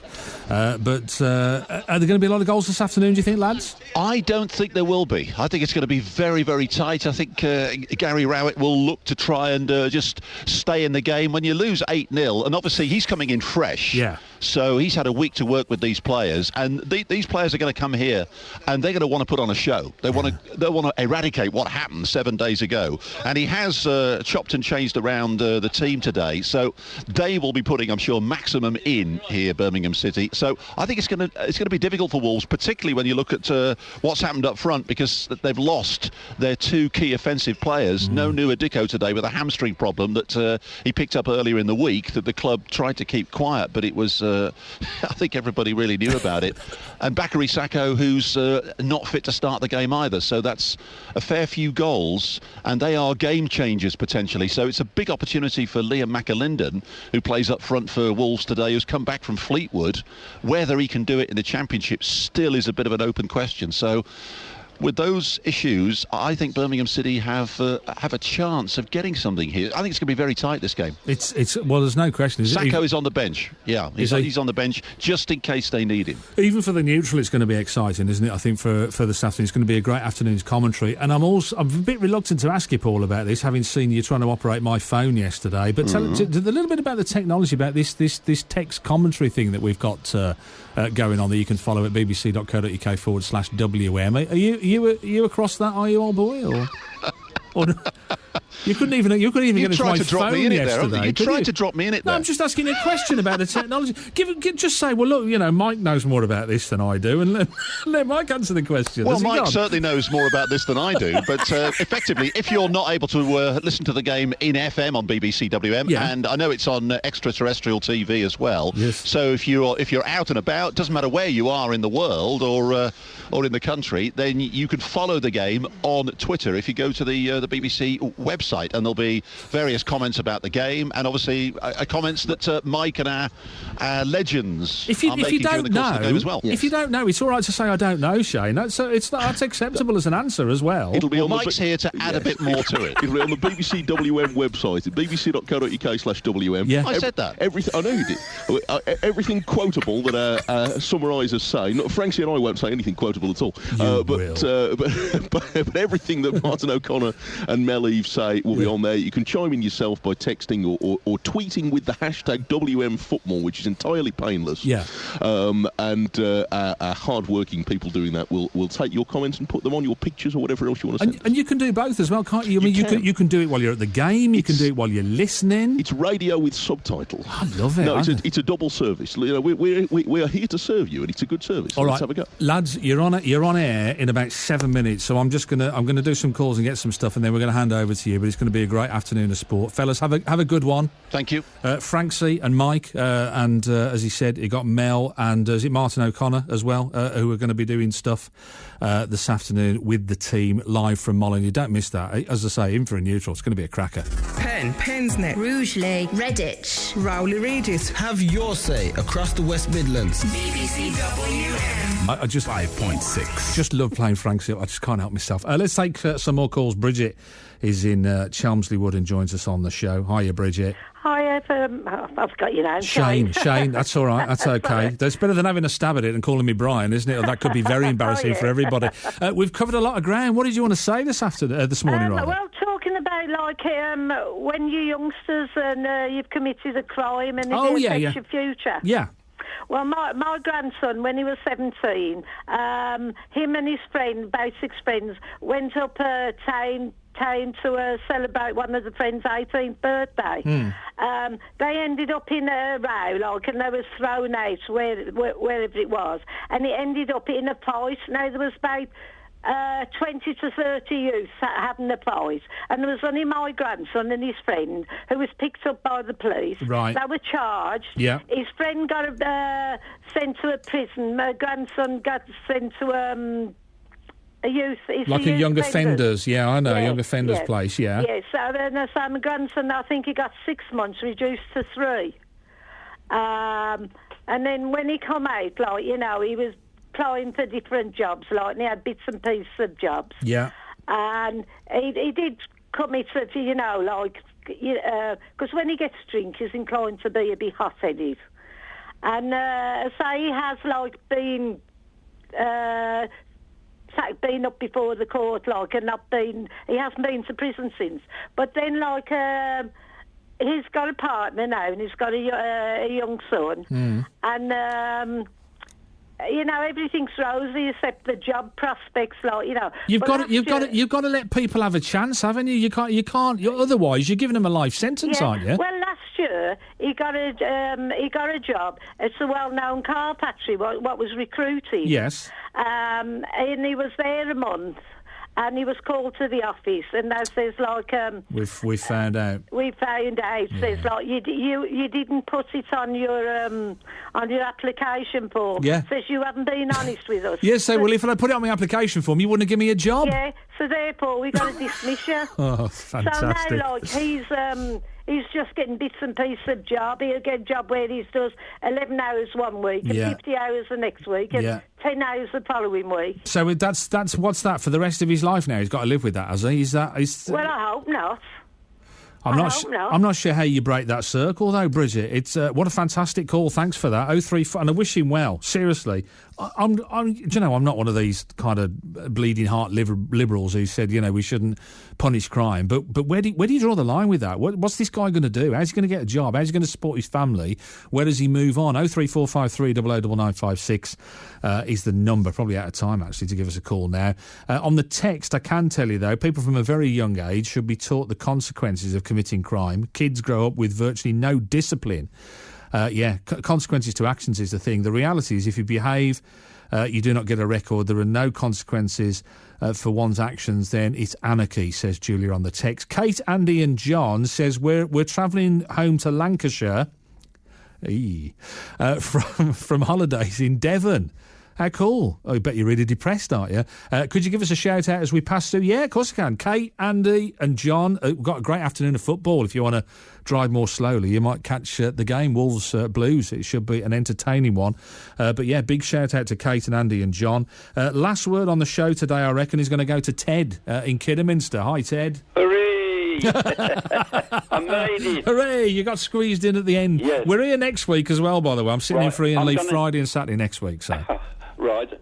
You'll like a breath of fresh air, Shane. Oh, thanks, mate. I'll put you up in the Goldie class. My praise indeed. My wife always says I'm like a bad smell, but just shows you. Just shows you. Thanks, fella. Thank you. What you I'm got? going to condense all my moans. Go on. You've got about 2.5 minutes, so talk quick. All right then. This government, what a shambles. Any government, what a shambles. What a way to run a business. For instance, why don't we be like a business, UK Limited? We've got all these managers and bosses sitting down there on lovely, fantastic salaries and expense accounts. And yet they can't sort out a simple thing like the NHS.